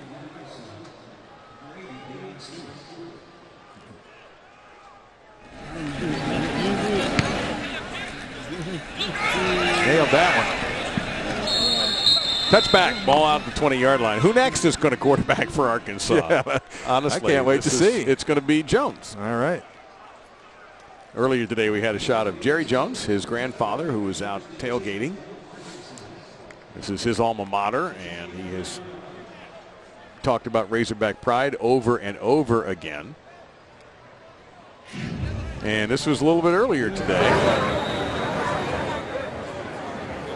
That's the tailgate you want to go to. Oh, no, yeah. Jerry's tailgate? Yeah.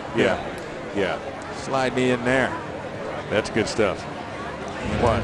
And you're right. He's got to be. I'm a grandfather, David. I know the pride. I have an 8-year-old who's playing his first year of football. And imagine it. Oh, jumped. Touchdown, North Texas. Keemon Hall saw it coming. And he waves to the crowd that's made the trip in green.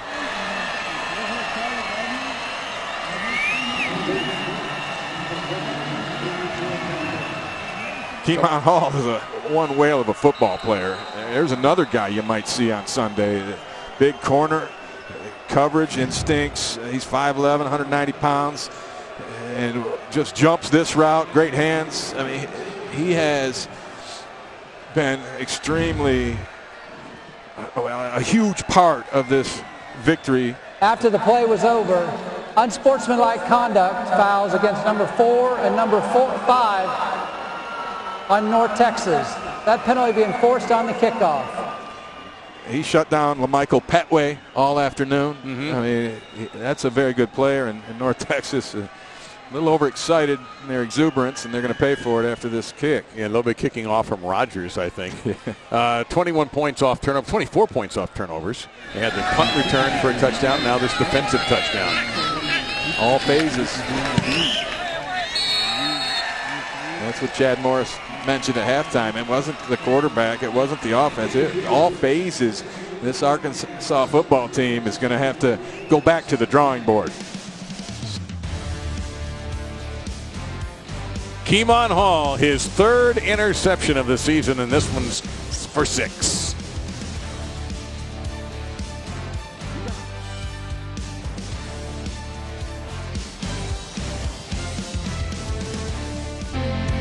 Tonight after that Louisiana Monroe Texas A&M game, the SEC Now team will recap all the games, highlights, analysis, interviews, and everything else.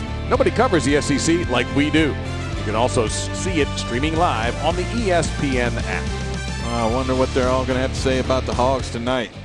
Nothing good, no. I'm afraid. It's unfortunate. And Seth Luttrell may actually be celebrating. A little premature? Not really. Well, this one is going to be returnable. No, he took a fair catch. Yeah, he did. Well, he's going to lose a yard. No, I think if it's outside the 25, then the ball will be marked where it is, where he catches it. It's inside the 25 for a second. I thought they were going to go backwards in time. No. But you're right. You're right. He got to the 26, so the fair catch gained them a yard. We'll see what the quarterback situation is going to be for Arkansas. It might be Connor Noland. Yep, it's going to be. So he's back in the game. And he showed a little bit of promise early. He did. I can see why they're excited about him. You know, I see why Coach Moore said, hey, we might, depending on the circumstances, which he thought maybe if the score was in the other direction, he would get him out there. But this works as well. Well, he's also been sacked 4 times, and that pass well off target. 2nd and 10 coming up. He is 4 for 6 for 25 yards. And he tried to muscle that throw and just instead of just letting it loose. It's really the first time he's thrown the ball down the field like that. Just got to let it fly. But they're giving him some good experience, and next time he comes in, his eyes will not be quite as wide. Unless, of course, it's next week at Auburn. That's going to be fascinating to see how this is all going to be handled here by Chad Morris. This is a real dilemma as Malik Williams gets a carry. You have Cole Kelly, who struggled today, to be generous. I mean, let's be honest, 4 turnovers, a couple of throws that you particularly did not like. Yeah, a couple of egregious throws. We didn't see anything from Ty Story, who had been the co-quarterback with Kelly. Yeah, they had split time pretty much, and in fact, Story started last week. So instead of going to Story in this half, when it was already 37-10, he goes for Connor Noland, and then for Jones, John Stephen Jones, as his 3rd quarterback of the day, and that pass is intercepted. Another turnover forced by UNT, and Kyrie Muhammad will not go down easily. Finally, he's taken turnover number 6 against the Razorbacks. Perhaps the run game would be the way to go from here on in. Yeah, all 6 turnovers, interceptions. You thought you had quarterback issues coming in. You know you have them going out after this one. Yeah, and looking forward to that game in Auburn, Alabama next week. Where do you go? Do you ask Kelly, who's played in big games before now? He has had the experience. Do you ask him to come back and do it again? Do you go to Story? That's all going to be a problem for Chad Morris, and probably will be his first thought and his last thought. But Chad Morris is methodical. He has a system, so he's going to put him whoever he thinks has the best chance. Look out here, Shabor, look out. Boy, that's almost unfair to bring in a quarterback cold like Quinn Shabor, and then he can't handle the snap, and then he's blindsided. So, hello, Quinn Shabor, the redshirt senior from Oklahoma City, to the game. Yeah, welcome. But back to the Chad Morris issue and the quarterback issue. He's going to, all right, whoever it is he decides, he's going to have him work in practice, and the most consistent guy throughout the week of practice is going to earn the start. And that's the only way you can do it. And that's how Kelly got the start. And that's what Joe Craddock, the offensive coordinator, told us. Morris said the same thing. So it seems that perhaps that pass hit the turf. So it'll be 3rd and long coming up. And now Arkansas with the players shaken up. That's McTelvin Jeem, and he got up, but he's going to take himself out of the game. It may be an open competition again this week coming up, and best practice habits, best performance in practice wins you the start against a team that's going to be extra angry after losing to LSU. At home. Yeah, at the very end. So LSU now, as we mentioned, becomes a top 10 team almost certainly. And Ed Orgeron is free of speculation about his job for at least 2 more days. He went from the hot seat to the good seat. Javor is going to just take off on a designed quarterback run, breaking a few tackles, gets OB. He's well short of the first down. Yeah, Ed Orgeron, man, that guy gets so much heat. It's unbelievable. But he can just point to his record. You betcha, and someone else will be pointing to their record too, and that's the Mean Green. 3-0 for the first time since '89. You know, when Seth Luttrell took over, he took over a 1-11 football team. Let's go. And that might have some legs right there. Well, he's played. Heisman, baby. Let's start it up. Let's go. And if he wins it, he better take you to New York. Right. Let's start it up. Oh, wow. That's in. It's inside the one. It's inside the 1 yard line. It is. Oh, man. You talk about having everything go your way. Now, there's a flag down at the 45 yard line. And I tell you what, if this is on Arkansas, I decline it and just give the punter that kick. Right. But Cade Pearson ended up helmetless. So we'll see if that was a deal. Or someone ripped it off. That's an unbelievable kick. That is as close to the goal line as you can get. Personal foul, face mask on the receiving team, number 20. That penalty will be forced from the end of the kick. It'll be first down. How are you going to enforce that? You at the quarter yard line now? Who was it that used the little playing card to separate a first down in the NFL? Right? That's basically. That's it. That's as close as you can get to your own end zone. In fact, from this angle, it looks like it's in the end zone. Oh, wait, there we go. Okay. Yeah, move that thing an inch or 2. There we go. Now the supervisor's report will be, cleaned up. But there it is. That's unbelievable. That is, and that thing went out. Right. I mean, that's the quarter yard line. Yep. That's the 6-inch line. As John McEnroe once said, chalk flew up. You can't be serious. That you cannot be serious. John, very That's educated, right. Stanford guy. Yeah, Stanford guy is not using contractions. No way. Wow. The game is falling apart just a little bit here, to be honest. False start. Offense, number 54. How you going to back it up? Half the distance to the goal. First down. Yeah, I think we need that playing card again. Even the referee, I think, with a wry way of saying half the distance to the goal. I don't think I've ever seen anyone this far backed up. I guess you could go back a little farther. Another half the distance. You'll never get in the end zone if you keep going half the distance, though. That's impossible.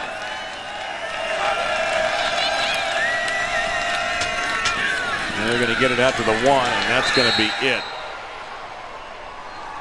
And the happiest people in here are wearing green right now. And the North Texas players, every play they make, they're looking over at their fan base, and why not? A lot of people probably told them, oh, Arkansas, you guys are going to get killed. Yeah, they're going to throw a parade in Pegs tonight. Hometown of Mason Fine, population 200. Most of them are here.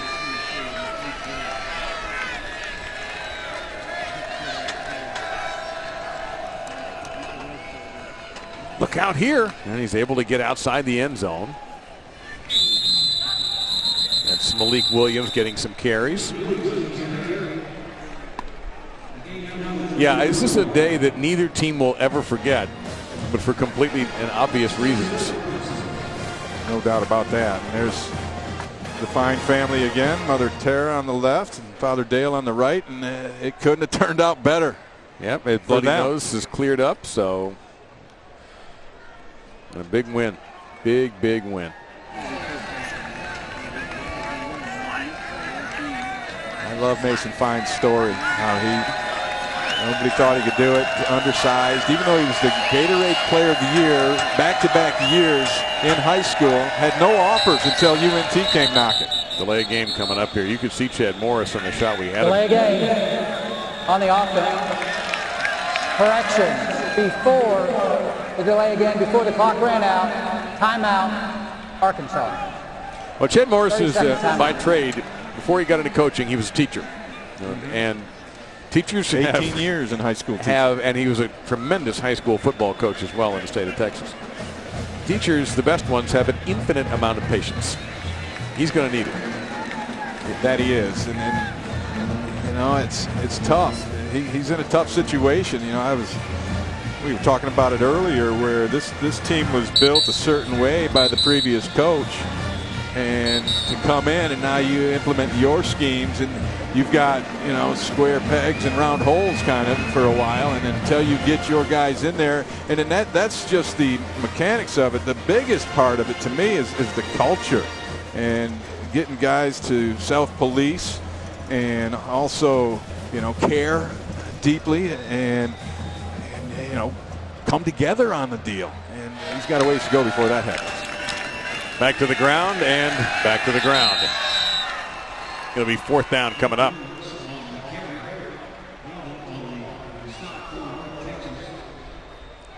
You got an interesting Dallas Cowboys connection going on in this game today. We saw John Stephen Jones, the grandson of the owner, Jerry Jones. His dad is also a major executive of the Cowboys. Mike Linehan was on the field, number 40 for the Mean Green. His dad is the offensive coordinator for the Cowboys, Scott Linehan.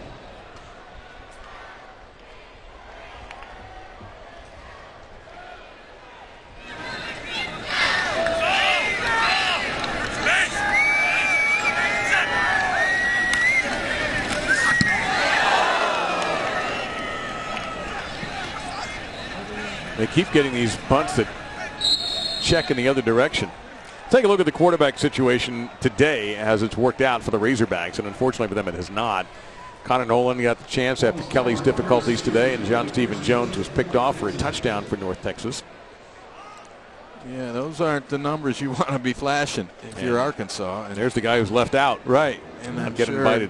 He feels it'd be a different story if he would be given a chance. It wasn't today. But he should feel that way. Where do you go in the future with this? That's the one thing. Ty Story cannot be a happy camper right now. I think the look says it all. He's chewing on a towel like Jerry Tarkanian. Inside the 35 on the quarterback keeper.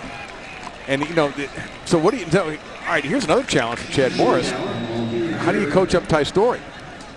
How do you keep him buying in? You know, as I watch Ty's story, the biggest issue with him is I think, confidence. And he hadn't played since 2014 in real game action until previously in this season. And his problem was anticipating things coming open. He had to wait and see it open before he would let it go. And you can't get away with that, especially when you play high-level competition. So we'll see what happens. An old-fashioned look. Man, that looked painful on the old-fashioned pitch-out play. And I think North Texas is just, they finally called off the Wolves, and they're not going to throw the football much anymore. That's Anthony Weish, who got bounced around a little bit there. 3rd down and long coming up. Yeah, I think it's a major challenge for Chad Morris. Seth Luttrell, on the other hand, still scowling. Yeah, but his challenge will be to temper the enthusiasm, but he's got this team. You know, you can see it. They believe. And in fact, that's what he said. They've gotten to the stage now in year 3 where they are policing themselves. They have taken control of the culture of the program. And that's what you want. That's where you get your best results. He's got players, and he told them, he said, hey, if I'm not doing something that is not in concert with what we're doing, you come in and tell me. And my door's open. I want to hear it. Yeah. And when you get that kind of relationship going between coaches and players and coaches and coaches and players, that's when greatness can occur. And they are on the cusp of it.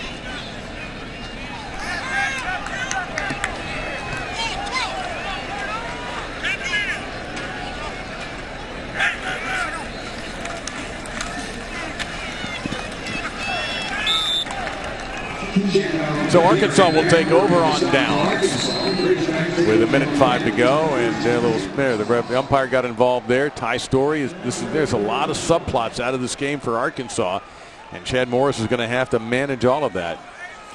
The head coach has some glamour to it, has a nice salary to it, has a nice office, and then there's also the times that nobody else should want that job, and this is going to be one of those. Right. On the other hand, the cool of the evening for Seth Luttrell and his staff. They should be congratulated on a spectacular effort today. Yeah, they came in here guns a-blazing and no fear and went at it as hard as they could and got a good result. Speaking of which, yeah, look at this. A good result. Yeah, Arkansas is going to get 6 on the board here. A 68-yard touchdown run for Malik Williams. Chad Morris is coaching until the bitter end, and You have to. get excited about it. Yeah, absolutely. You can't show any signs of a letdown or feeling sorry for yourself, because the team will feed off a head coach. And as he goes, the show's going to go. And if he continues to keep enthusiasm and keep pressing and pushing and keep that patience you mentioned, then you got a chance to turn things around.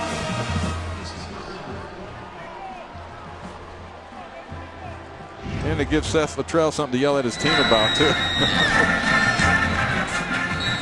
So 53 seconds left. North Texas will get the ball back, take a knee, and put this game in the books.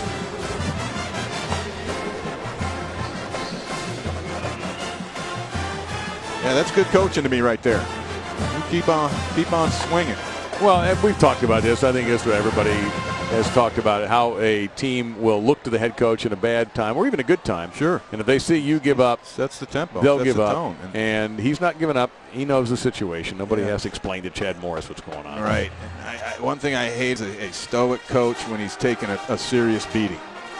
If you just stand there and act like the world's falling in on you, guess what? That's how your team's going to react, and that's not going to help anything or anybody. Well, how about when a coach is stoic when his team is handing out a beating? I think that's when you be stoic. I do. I think you need to pump it up when it's down, and when it's up, you don't need to pump it up. It's already up. So you just say, yeah, this is how it should be.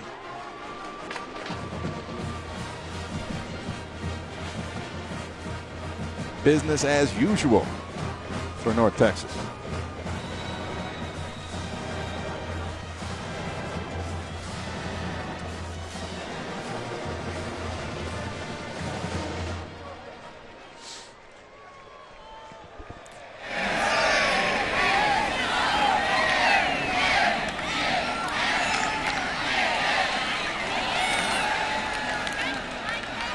So 20-yard line is where I imagine we'll see some knees taken, and North Texas will head back to the plane.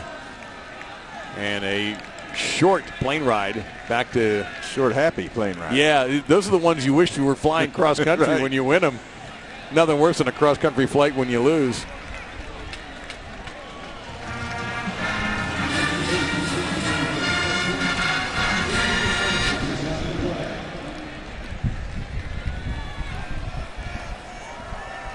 They're just going to take the knee right out of the shotgun snap. Yeah, victory formation time for North Texas. They have earned it. What a tremendous performance for this squad, Seth Luttrell and his staff and his players, and put together what looks to be the beginnings of a tremendous season for North Texas. Keep an eye on them throughout the year.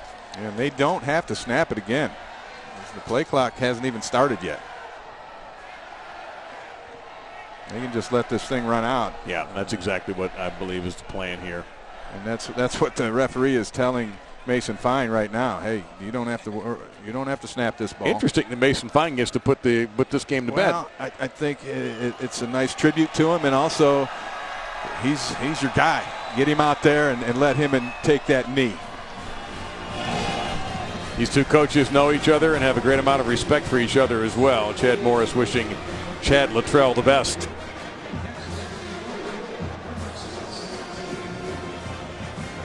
North Texas, a big win here.